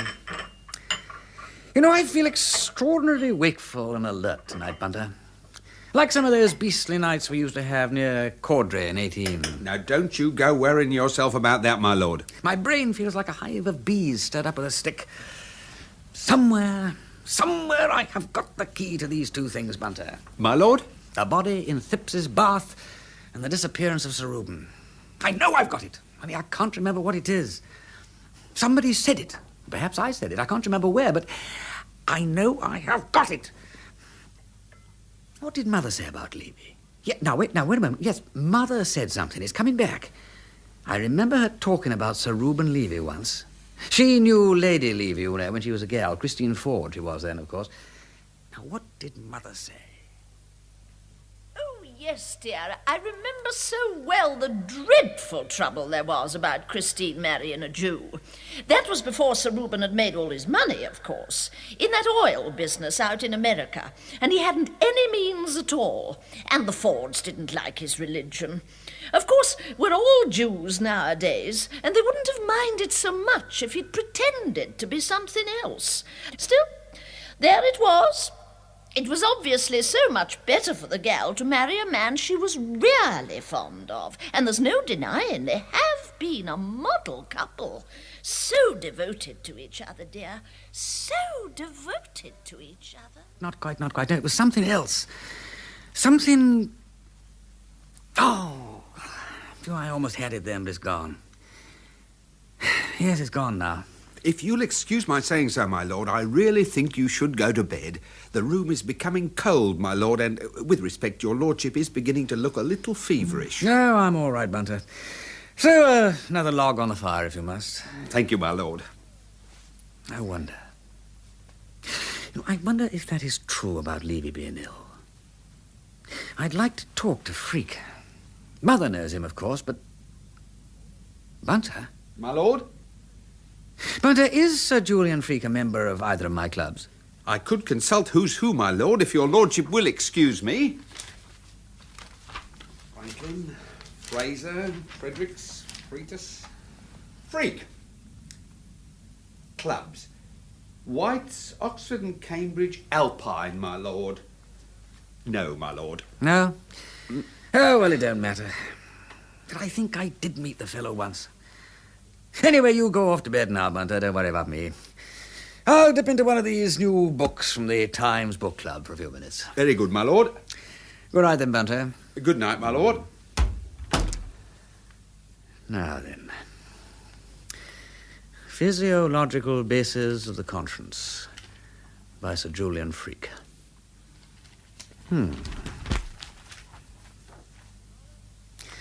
The knowledge of good and evil is an observed phenomenon attendant upon a certain condition of the brain cells which is removable. Mind is matter, matter is mind again, eh? Conscience in man may, in fact... Oh, dear.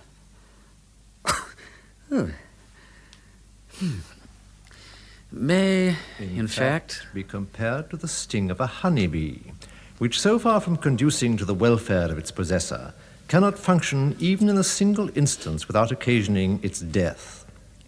The survival value in each case is thus purely social, and if humanity ever passes from its present phase of social development into that of a higher individualism, we may suppose that this interesting mental phenomenon may gradually become atrophied and cease to appear. Cease to appear. Cease to appear. By Jove, that's an ideal doctrine for a criminal, ain't it? A man who believes that would never think twice about... Oh, no. Oh, God, no! The knowledge of good and evil is removable. Removable. Oddly enough, it was Freak. He was behind the whole thing. I knew Lady Levy when she was a young girl, and, well, we've remained good friends. It was obviously so much better for the gal to marry a man she was really fond of. He's the fellow we're after, Charles. The man with rubber gloves and rubber boots. Very often, the only time I have for research is at night. Clubs, White's, Oxford and Cambridge, Alpine, my lord. You and I, Wimsey, know that the body was brought across the roof. A man she was really Well, we've fond remained of. good friends. The family wanted her to marry Julian Freak, you know, dear. Not that there was ever a real engagement. Only a sort of understanding with her father. I believe young Freak was really devoted to her, but she fell in love with this Mr. Levy. No! Oh! It's impossible. The knowledge of good and evil is a phenomenon of the brain and is removable. Removable. Removable. Removable. Removable. No! No! Sergeant! Sergeant Bunter! Bunter! Sergeant! Yes, my lord? Listen. It's all right, my lord. You get to bed quick and I'll fetch you a drop of morphine. You're shivering. You've been sitting up too late. Listen, Sergeant, over there, listen. Can you hear the guns? It's the Boche. Oh, dear. No, it's all right, Major. Now, don't you worry. Look, shh. Listen, Bud. Tap. Oh, my God, they're mining us. There it is again. Listen. Oh, God, I can't hear anything for the noise of those damn guns. It's all right, Major. It's all right. That's our own sappers at work in the communication trench. Don't you fret about that, sir. Our own sappers? Look, are you sure of that? Certain of it, sir. Now, you just come and lay down a bit, sir. They've come to take over this section. You're sure it's safe to leave it? Safe as houses, sir. Come along now. Come along, sir. On your bed now, sir. Oh. That's the way, sir. Now. Oh. Oh. Dear, dear. Oh. I thought we'd seen the last of these attacks. Overdoing himself, he has. Oh. Bloody little fool. Oh.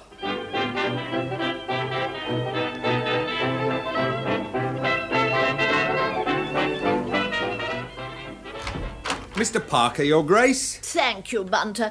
Good morning, Mr. Parker. Good morning, Your Grace. Good morning, Wimsey. Sorry you've been having a bad turn, old man. You're looking a bit seedy. Morning, Charles. Mr. Parker.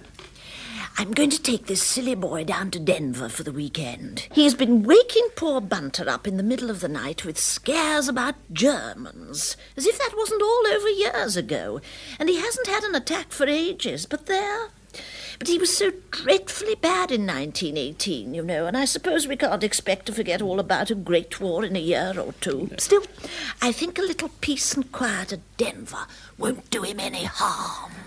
Charles, I am going away for a couple of days because what has to be done for the moment can be much better done by you than me.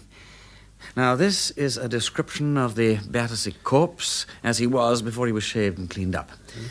I want you to take it to Scotland Yard immediately and get it sent out to all the workhouses, infirmaries, police stations, YMCAs, and so on in London.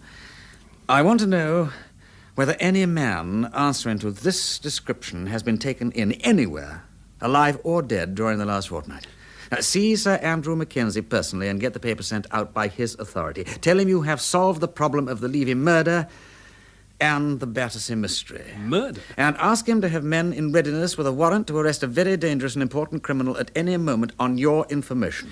When the replies to this paper come in, search for any mention of St. Luke's Hospital or of any person connected with St. Luke's Hospital and send for me at once. Yes, but Peter... Now, meanwhile, Charles, scrape up acquaintance, I don't care how, with one of the students at St. Luke's. I shall come up to town as soon as I hear from you, and I shall expect to find a nice, ingenious sawbones here to meet me. Yes, I will. But, Peter, are you saying that you've got to the bottom of this thing? Yes. But I may be wrong. You won't tell me? Do you know, honestly, I'd rather not. I say I may be wrong, and I'd feel as if I'd libelled the Archbishop of Canterbury. Well, tell me at least, is it one mystery or is it two? One. You talked of the Levy murder. The Levy is dead. Yes.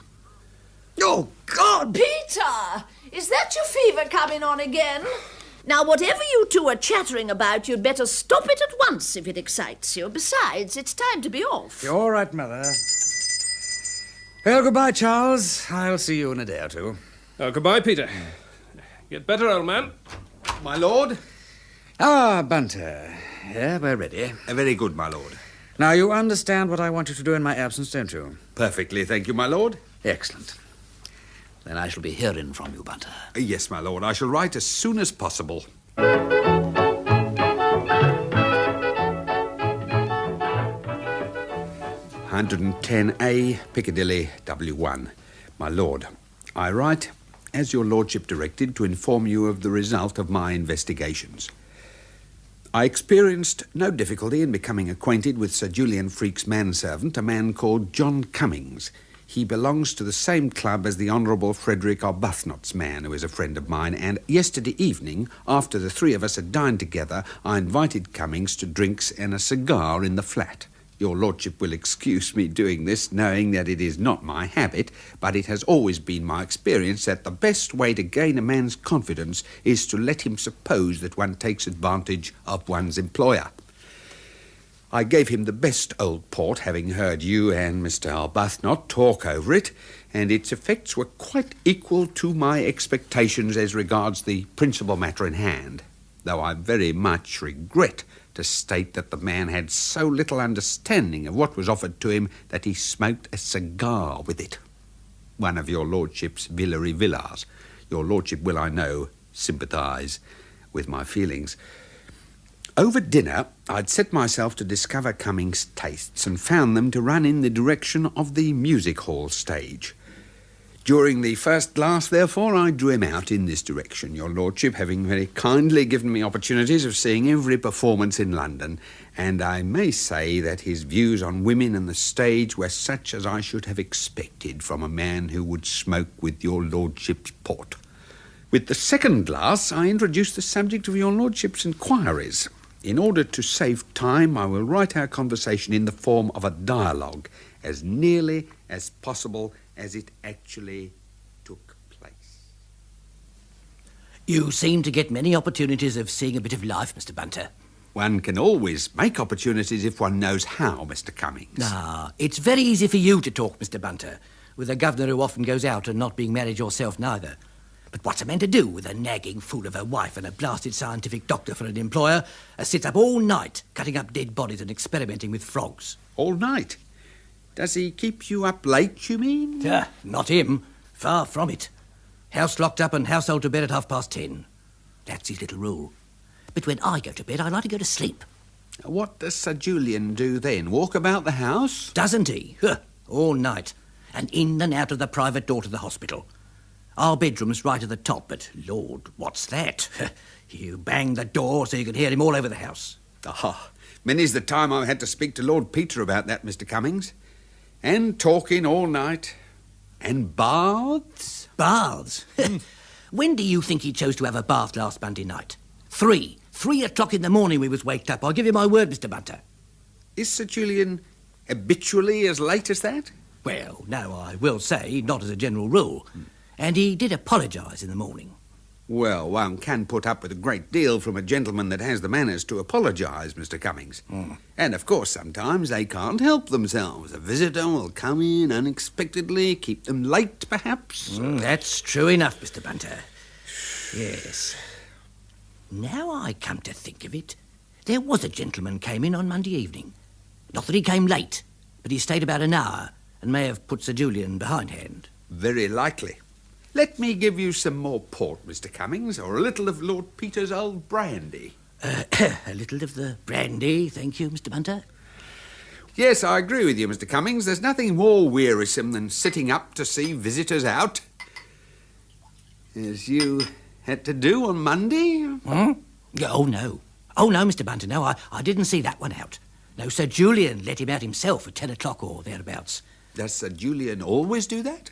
Well, that depends. If he sees visitors downstairs, he lets them out himself. If he sees them upstairs in the library, he rings for me. This was a downstairs visitor, then? Oh, yes. Sir Julian opened the door to him, I remember. He happened to be working in the hall. Though, now I come to think of it, they went up to the library afterwards. Still, anyway, we heard him go at 10, or it may have been a bit before. He'd only stayed about 3/4 of an hour. However, as I was saying, there was Sir Julian banging in and out of that private door all night and a bath at 3 in the morning. It beats me. If I had all his money, curse me if I'd go poking about with dead men in the middle of the night. I'd find something better to do with my time. Eh, Mr. Bunter? Eh? I need not repeat any more of his conversation, as it did not concern the events of Monday night. I should wish to add, however, as a tribute to the great merits of your lordship's cellar, that although I was obliged to drink a somewhat large quantity both of the Coburn 68 and the 1800 Napoleon, I feel no headache or other ill effects this morning. Trusting that your lordship is deriving real benefit from the country air, I remain, with respectful duty to all the family, obediently your Mervyn Bunter. Obliged to drink a somewhat large quantity indeed. Hello, Mother. Hello, dear. A telegram's just arrived for you. I thought I'd bring it in. Thank you. It's from Charles. Description recognised, Chelsea workhouse. Unknown vagrant, injured, street accident Wednesday week. Died workhouse Monday. Delivered St. Luke's Hospital same evening by order of Freak. Much puzzled Charles. Oh, I say, how absolutely top hole. Well, I'm glad I've puzzled old Parker Bird. Gives me confidence in myself. Makes me feel like Sherlock Holmes. Dash it all, though. It's a beastly business. Mother? Yes, dear? You know Lady Levy, don't you? I used to know her quite well when she was Christine Ford. Why, dear? Because there's a terrible piece of news to be broken to her about her husband. What? Is he dead, dear? Very, I'm afraid. Oh, poor Christine. So you have to go and identify him, Mother, and... Yes, dear? Well, it'll be under rather revolting circumstances. I'll come with you, dear.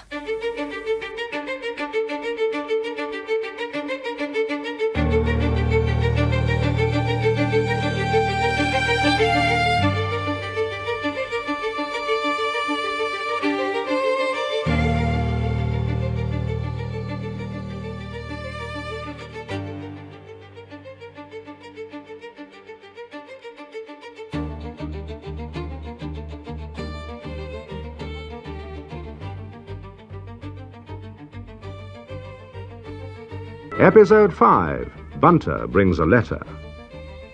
Lord Peter Wimsey, investigating the appearance of an unidentified corpse in a Battersea bathroom and the simultaneous disappearance of a financier, Sir Reuben Levy, now knows that a murder has been committed. To help confirm his suspicions as to the identity of the murderer, he's had his friend, Inspector Parker, bring along to his flat an unsuspecting medical student from St. Luke's Hospital, Battersea. So you don't like detective stories, then, Mr. Pickett? Oh, yes, Lord Peter. Uh-huh. Now, I was only saying that the thing I object to in them is the way fellows remember every blooming thing that's happened to them within the last 6 months. Indeed. Reel it all off like a page of poetry, they do. It ain't like that in real life. Well, no, but writers have to consider their readers, you see. The real conversation would be so long and twaddly and tedious, nobody would have the patience to read it. The same with police statements, eh, old Parker Bird? Certainly. A man doesn't say to the police, last Friday I went out at 10 a.m. to buy a mutton chop, and as I was turning into Mortimer Street, I noticed a girl of about 22 with black hair and brown eyes, wearing a green jumper, check skirt, Panama hat and black shoes, riding a Royal Sunbeam cycle at about 10 miles an hour on the wrong side of the road. Indeed, no. It amounts to that, of course, but it's really wormed out of him by a series of questions. Well, yes, but I bet you most people will find it jolly difficult to remember, even if you ask them the right questions. Why should I know? What do you mean if I were to ask you, in a general sort of way, what you were doing, say, a week ago today, last Tuesday, that is, you wouldn't be able to tell me a thing about it offhand? I'm sure I shouldn't. Oh, come. Except that I was in at the hospital, as usual, I suppose. Well, come now, Mr. Piggott. Look, I'm sure you recollect what work you were doing in the, in the dissection room that day, for example. Lord, no. Well, not for certain, Lord Look, Peter. I would bet you half a crown to sixpence that you'll remember within 5 minutes. I'm sure I can't. Let's see, shall we? All right, then. Now, do you keep a notebook of the work you do when you dissect? Drawings or anything? Oh, yes. Right, well, think of that, then. Now, what was the last thing that you did in it? Oh, that's easy. I only did it this morning. It was leg muscles. Good. Well, now, turn back the pages of your drawing book in your mind. What came before that? Some animals. Still legs. I'm doing motor muscles at present. Yes, that's it. I remember now. It was old Cunningham's demonstration on comparative anatomy. I did rather a good thing of a hare's leg. And what day was Mr. Cunningham's lecture? Friday. Friday. I see. Right. Well, now, turn back again. What comes before that? I've no idea, Lord. Now, look, think of the open book in your mind's eye. What's opposite your hare's leg? Yes. Something coloured. Round. Oh, yes, it's a hand. Good. Oh, and before that, there's a drawing of a set of arms. Excellent. Did you make those on the Thursday? No, not in the dissecting room on Thursdays. I see. It must have been Wednesday. Mm-hmm. That's right. Wednesday afternoon, after we'd seen those tetanus patients. I remember going back because I wanted to finish them. I see. And when did you start them? Tuesday, I suppose. And were they a man's arms or a woman's arms? Oh, a man's. So last Tuesday, a week ago today, that is, you were dissecting a man's arms in the dissecting room. Well, yes, I suppose so. Sixpence, please. Bravo. By Jove, Lord Peter. No, wait a moment. You know a lot more about it than that. You've no idea how much you know, Mr. Piggott. You know what kind of a man he was for a start? Well, he was a pauper from the workhouse, I suppose. Well, what was his skin like? Now, think back. Was it young, fair skin? Oh, no. No, ordinary skin, I think. Uh-huh. A lean, stringy arm, perhaps, with no extra fat anywhere? Oh, no. I was rather annoyed about that. I wanted a good muscular arm, but it was poorly developed, and the fat got in my way. A sedentary man who didn't do much manual work, what? That's right.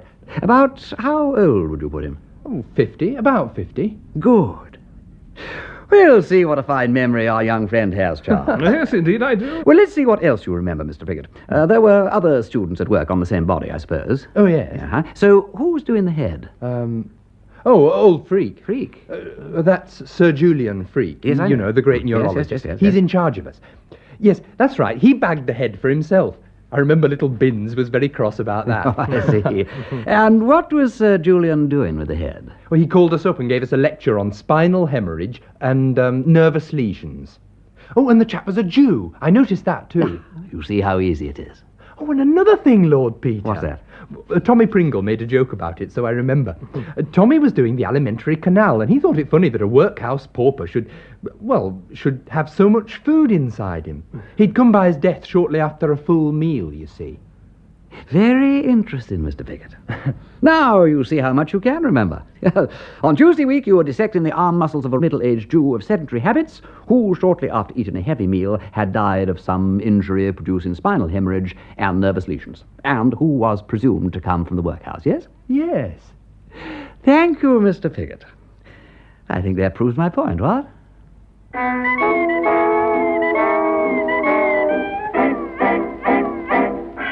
I don't think our young friend suspected anything, do you, Wimsey? For him, Charles, it's just been a delightful evening drinking the best wine that he's ever tasted. Whereas to you, it's almost conclusive proof you're right. Exactly.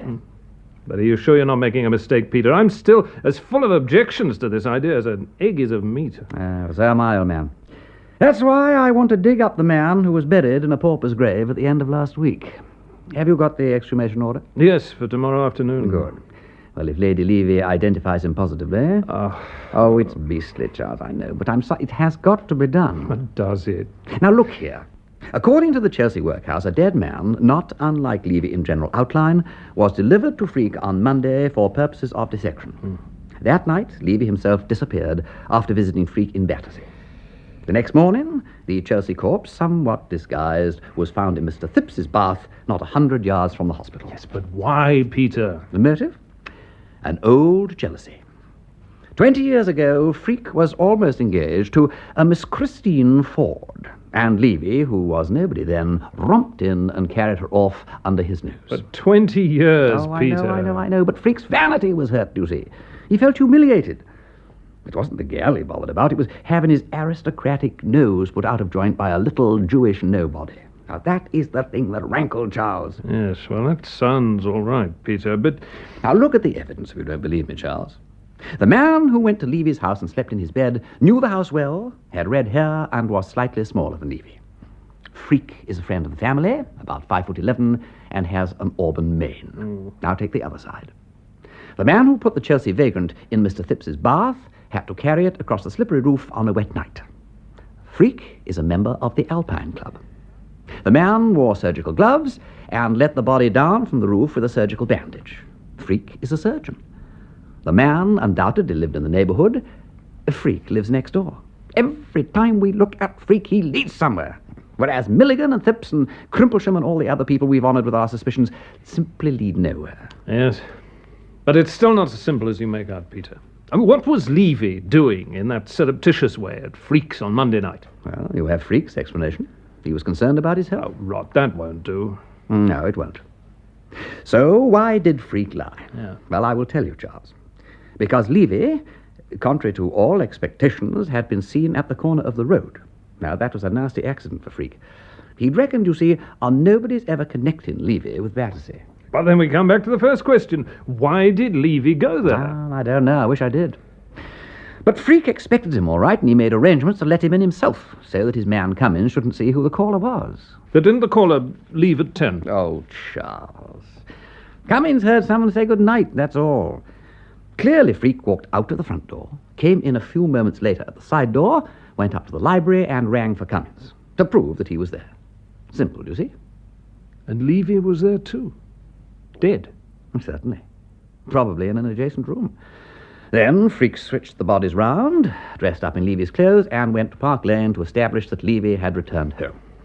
An hour or two later, he left Park Lane, came back to Battersea, and went about the business of depositing the vagrants in Thipps's bath, complete with Crimplesham's pince-nez. Yes, but why? Why indeed? Pure accident, perhaps, or pure devilry. All right, Peter. But why did he concoct such an elaborate scheme at all? Why go to the trouble of switching the two bodies, all the rest of it? Because, like all murderers, Charles, Freak had to face the problem of disposing of the body.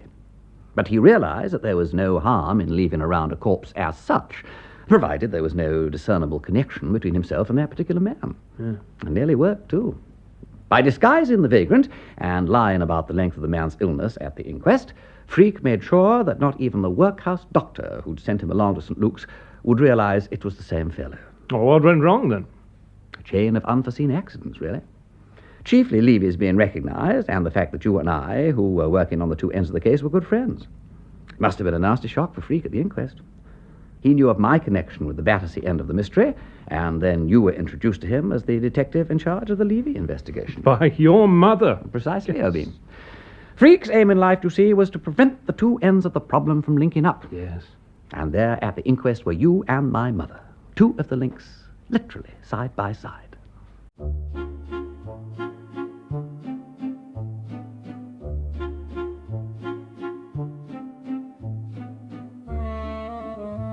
Yes, my lord? Ah, Bunter. Beastly foggy morning, ain't it? A regular pea souper, my lord. I was just wondering whether to go out. I would not advise it, my lord. Really, I wouldn't. Well, I've got to go out this afternoon for the exhumation. May as well get accustomed to it now. You better come along to that, too, incidentally, Bunter. Make sure I keep wrapped up warm. Very good, my lord. But if your lordship will forgive my mentioning it, you're only just now getting over your attack of the other night. Yes, well, that was something quite different, Bunter. Mere nerves, and fog don't make any difference to one's nerves. Besides, I happen to be going to see a Harley Street nerve specialist. In fact, Bunter, I am going to pay a call on the greatest neurologist in London. Yes, I see. Breathe in once more. Perfect. Excellent, Lord Peter. You may put your coat back on now, and please sit down. Thank you, Sir Julian. Now, you had these attacks frequently in 1918, you say? Yes, I was very ill for some months. And when did you last have an attack like this? About 9 months ago. I was being worried by certain family matters. It was a question of deciding about some investments, and I was largely responsible. Yes. And this latest attack? Well, I was worried. I suddenly found myself faced with a very alarming contingency. Unexpectedly? Very unexpected indeed. Yes. Now, this unexpected contingency was personal to yourself? It demanded an immediate decision as to my own actions, yes. In that sense, it was certainly personal. Quite so. You were about to assume some responsibility, no doubt. A very grave responsibility. Affecting others besides yourself? Affecting one other person vitally, and a very great number indirectly. I see. And does this responsibility still rest upon you? Yes, it does. You feel bound to carry through the course of action on which you've decided? Oh, yes. Yes, I can't back out now. Of course not. So, you're expecting further strain? A certain amount, yes, Sir Julian. I see. Well, you must exercise great care, Lord Peter. Your nerves are not all they should be. No? No. I'll give you something to strengthen them. It'll do you no permanent good, you understand, but it will tide you over a bad time. And I'll also give you a prescription. Yeah, thank you. Excuse me, one moment. Whose advice have you had till now, Lord Peter? Sir James Hodges. Oh, yes. He was a sad loss to the medical profession. A really great man. True scientist. Now, here is the prescription. And if you'll just remove your coat again and roll up your sleeve, I'll deal with the necessity of the immediate moment. Yeah, right here. I say, Sir Julian, what's that you're going to stick into me? Bugs? Not exactly. You've had injections before, Lord Peter, I'm sure. A few. Well, this won't hurt. Yes, I've had 'em before, Sir Julian, and do know I don't care frightfully about 'em. No, Sir Julian. As you like, of course, Lord Peter. I'm afraid I'm rather a silly ass, but I never could abide those little gadgets. I had one once that went wrong and gave me a rotten bad time. They make me a bit nervous, you know. In that case, it would certainly be better not to proceed with this part of the treatment. Very well, just take the prescription then, and do what you can to lessen the immediate strain as far as possible. Oh, yes, I'll take it easy, thanks. I'm much obliged to you, Sir Julian. Much obliged. Goodbye, then, Lord Peter. And my regards to your mother. Certainly, Sir Julian. Goodbye.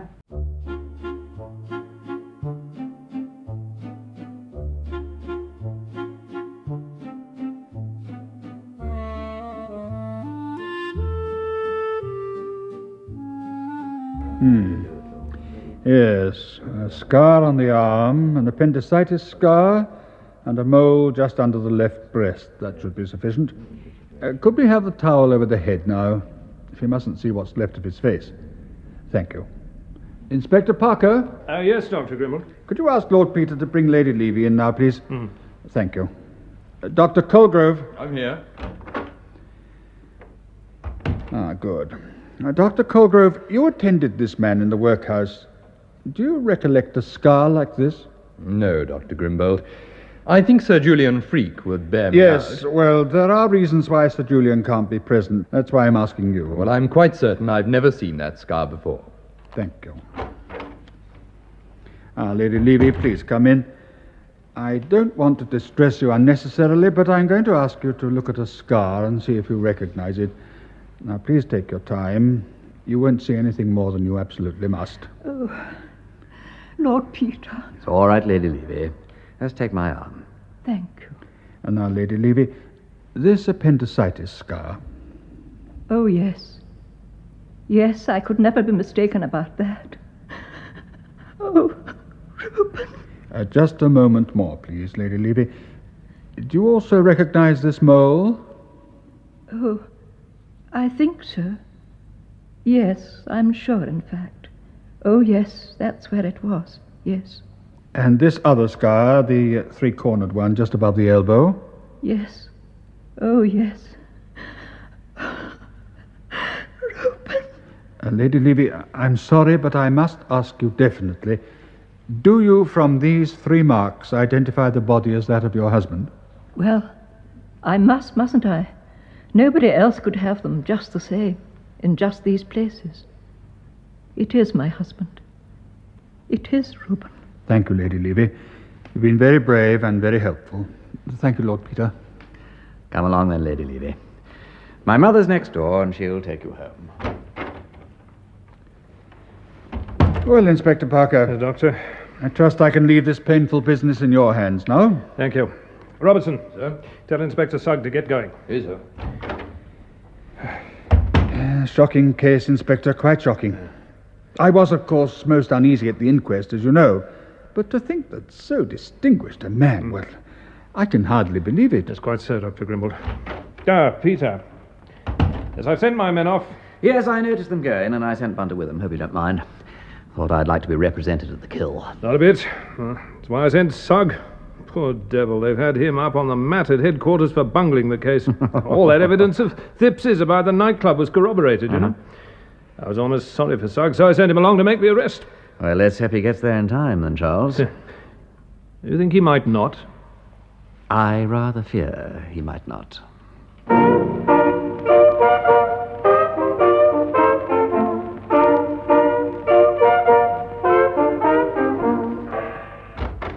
Oh, that'll be Bunter now, Charles. Bunter? Bunter? My lord? Well? We got him, my lord. Good grief. Alive? Inspector Sugg was just in time, yes, my lord. He rang the bell and marched straight past Cummings up to the library. Sir Julian was doing some writing, and when the police burst in, he made a grab, if I may put it that way, for his hypodermic, my lord. But they were too quick for him. Good for Sugg. Yes, sir. Sir Julian was then searched thoroughly and has now been taken to prison. Well, I'm damned. Incidentally, my lord, Sir Julian asked me to convey to your lordship his congratulations. He acknowledged defeat, my lord, and spoke highly of your lordship's perspicacity and intelligence. How charming of him. Indeed, my lord. Sir Julian also wished me to tell your lordship that he appreciated your motive in calling on him this morning, conveying a warning, as it were. Well, he tried to kill me for my pains. Yes, my lord. Sir Julian remarked to me that he was pleased you had not underestimated his nerve in that matter. The injection he was on the point of administering to your lordship would have proved fatal, and according to Sir Julian was undetectable, my lord. He certainly is a point of crime, ain't he? Right from the start, Charles. You remember when we found the body in Thipps's bath with Crimplesham's pince-nez on its nose? We knew we were up against a blighter with a sense of humour. Rather a macabre sense of humour, Peter. True. And I wonder if we'll ever know all the details. Why he did it in that particular way. Yes, my lord. Sir Julian was writing a full confession when he was apprehended, my lord. It's addressed to your lordship, and Inspector Sugg allowed me to bring it with me, though it will have to go to the police eventually, of course. Is that it? Yeah, thank you, Bunter. Inspector Sugg did ask Sir Julian one or two questions, my lord, particularly as regards the body in Mr. Thipps's bath. Well, Sugg did get rather the wrong end of the stick there. Tell us, then, Bunter, O messenger of the gods, why Thipps? It appears that Sir Julian intended to leave the body on the roof of Queen Caroline Mansions, my lord, but when he noticed Mr. Thipps's bathroom window open, it occurred to him how delightful it would be, the words are Sir Julian's, not mine, my lord, to deposit the corpse there. Sir Julian said that Mr. Thipps had once called on him with an anti-vivisection pamphlet and had chattered for a long time on the subject. Poor little Thipps. What about Crimplesham's pince-nez, Bunter? Sir Julian explained that too, sir. It seems he was caught in the rush at Victoria that Monday afternoon and, on emerging, found the glasses involved in the astrakhan collar of his overcoat. The motive for leaving them on the body was, I believe, simply to mislead the police, but no doubt it is all explained in the letter. Yes, it is, I think, Bunter. It's a deuced long letter, anyway. Dear Lord Peter, I prefer to acknowledge defeat, etc., etc., etc. Oh, dear. A lot of theoretical stuff about the criminal's conscience. Yes, here we are. My original sensual impulse to kill Sir Reuben Levy had, over the years, become profoundly modified by my habits of thought. To the animal lust to slay and the primitive human desire of revenge, there had been added the rational intention of substantiating my own theories for the satisfaction of myself and the world. Cool, ain't it? Yes. Well, why did he wait so long, then? Wait a moment. Early career, not enough money to have absolute command of circumstance. Contented myself during that period with keeping up a friendly connection with Reuben Levy and his family. Yes, here we are. Now, it was not till I obtained the practical direction of St. Luke's Hospital that I found myself perfectly unfettered in the choice and handling of dead bodies. Of course. There's one thing I would like to know, Peter. How did he get Levy to come round to Battersea that night? Yes, how did he do it? Chelsea workhouse, unknown vagrant, strong superficial resemblance to Sir Reuben. Hello, what's this?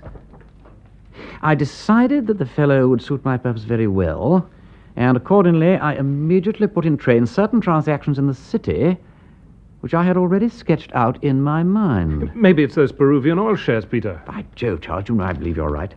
Yeah, listen to this. On the Thursday and Friday of that week, I made private arrangements with various brokers to buy the stock of certain Peruvian oil fields which had gone down almost to waste paper. At this point, I was, of course, careful not to let my name appear. And on Monday morning, the market in Peruvians opened briskly. Rumours had evidently got about that somebody knew something, and I was not the only buyer in the market that day. At lunchtime, I made my arrangements to run into Levy accidentally at the corner of the Mansion House. He expressed his surprise at seeing me in that part of London, and I simulated some embarrassment and suggested we should lunch together. I dragged him to a place a bit off the usual beat, and there ordered a good wine and drank of it as much as he might suppose sufficient to induce a confidential mood. How are things going on 'Change, Reuben? All right. You thinking of joining us, Julian? What are you doing down here, having a little flutter? As a matter of fact, yes, I am. I've been put on to rather a good thing. Now, I don't want it to get about, but Have you heard about Peruvian oil? Oh, I've heard rumours, but I've no idea what's going on. What's it all about? I thought the thing was hollow. Hasn't paid a dividend for 17 years. No, it hasn't. But it's going to. I've got inside information. Look here. I'm not giving this away to everyone, but I don't mind doing you and Christine a good turn. Well, it's very kind of you, old man, but I'm a cautious bird, you know. Always was. I'd like a bit of proof. I'll give it to you. But it isn't safe here. I'll come round to my place tonight after dinner. I'll show you the report. How did you get hold of it? I'll tell you tonight. Come round after dinner, any time after 9, say. Harley Street? No, Battersea, Prince of Wales Road. I've got some work to do at the hospital. And look here, Reuben. Don't let on to a soul that you're coming. All right. I won't say a word to anybody.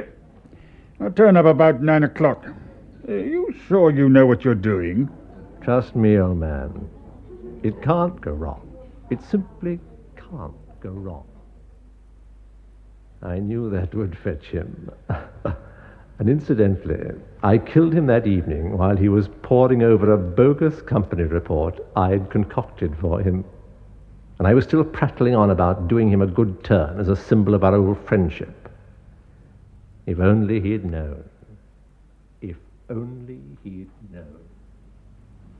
So, that's how he did it, huh? Yes. Do you know, Charles, I don't care frightfully about reading any more of this letter. Look, you better take it. All that coolness. All those brains. And yet... I know what you mean, old man. Charles, I think I shall give a dinner party. One night next week, Bunter. A dinner party to Mr. John P. Milligan and his secretary, and to Messrs. Crimplesham and Wicks. All our suspects, in fact. I feel they deserve it for not having murdered poor old Levy. Well, don't forget the Thippses, Peter. On no account would I deprive myself of the pleasure of Mrs. Thipps's company, Charles. Bunter? My lord. Let's have a bottle of bubbly, shall we?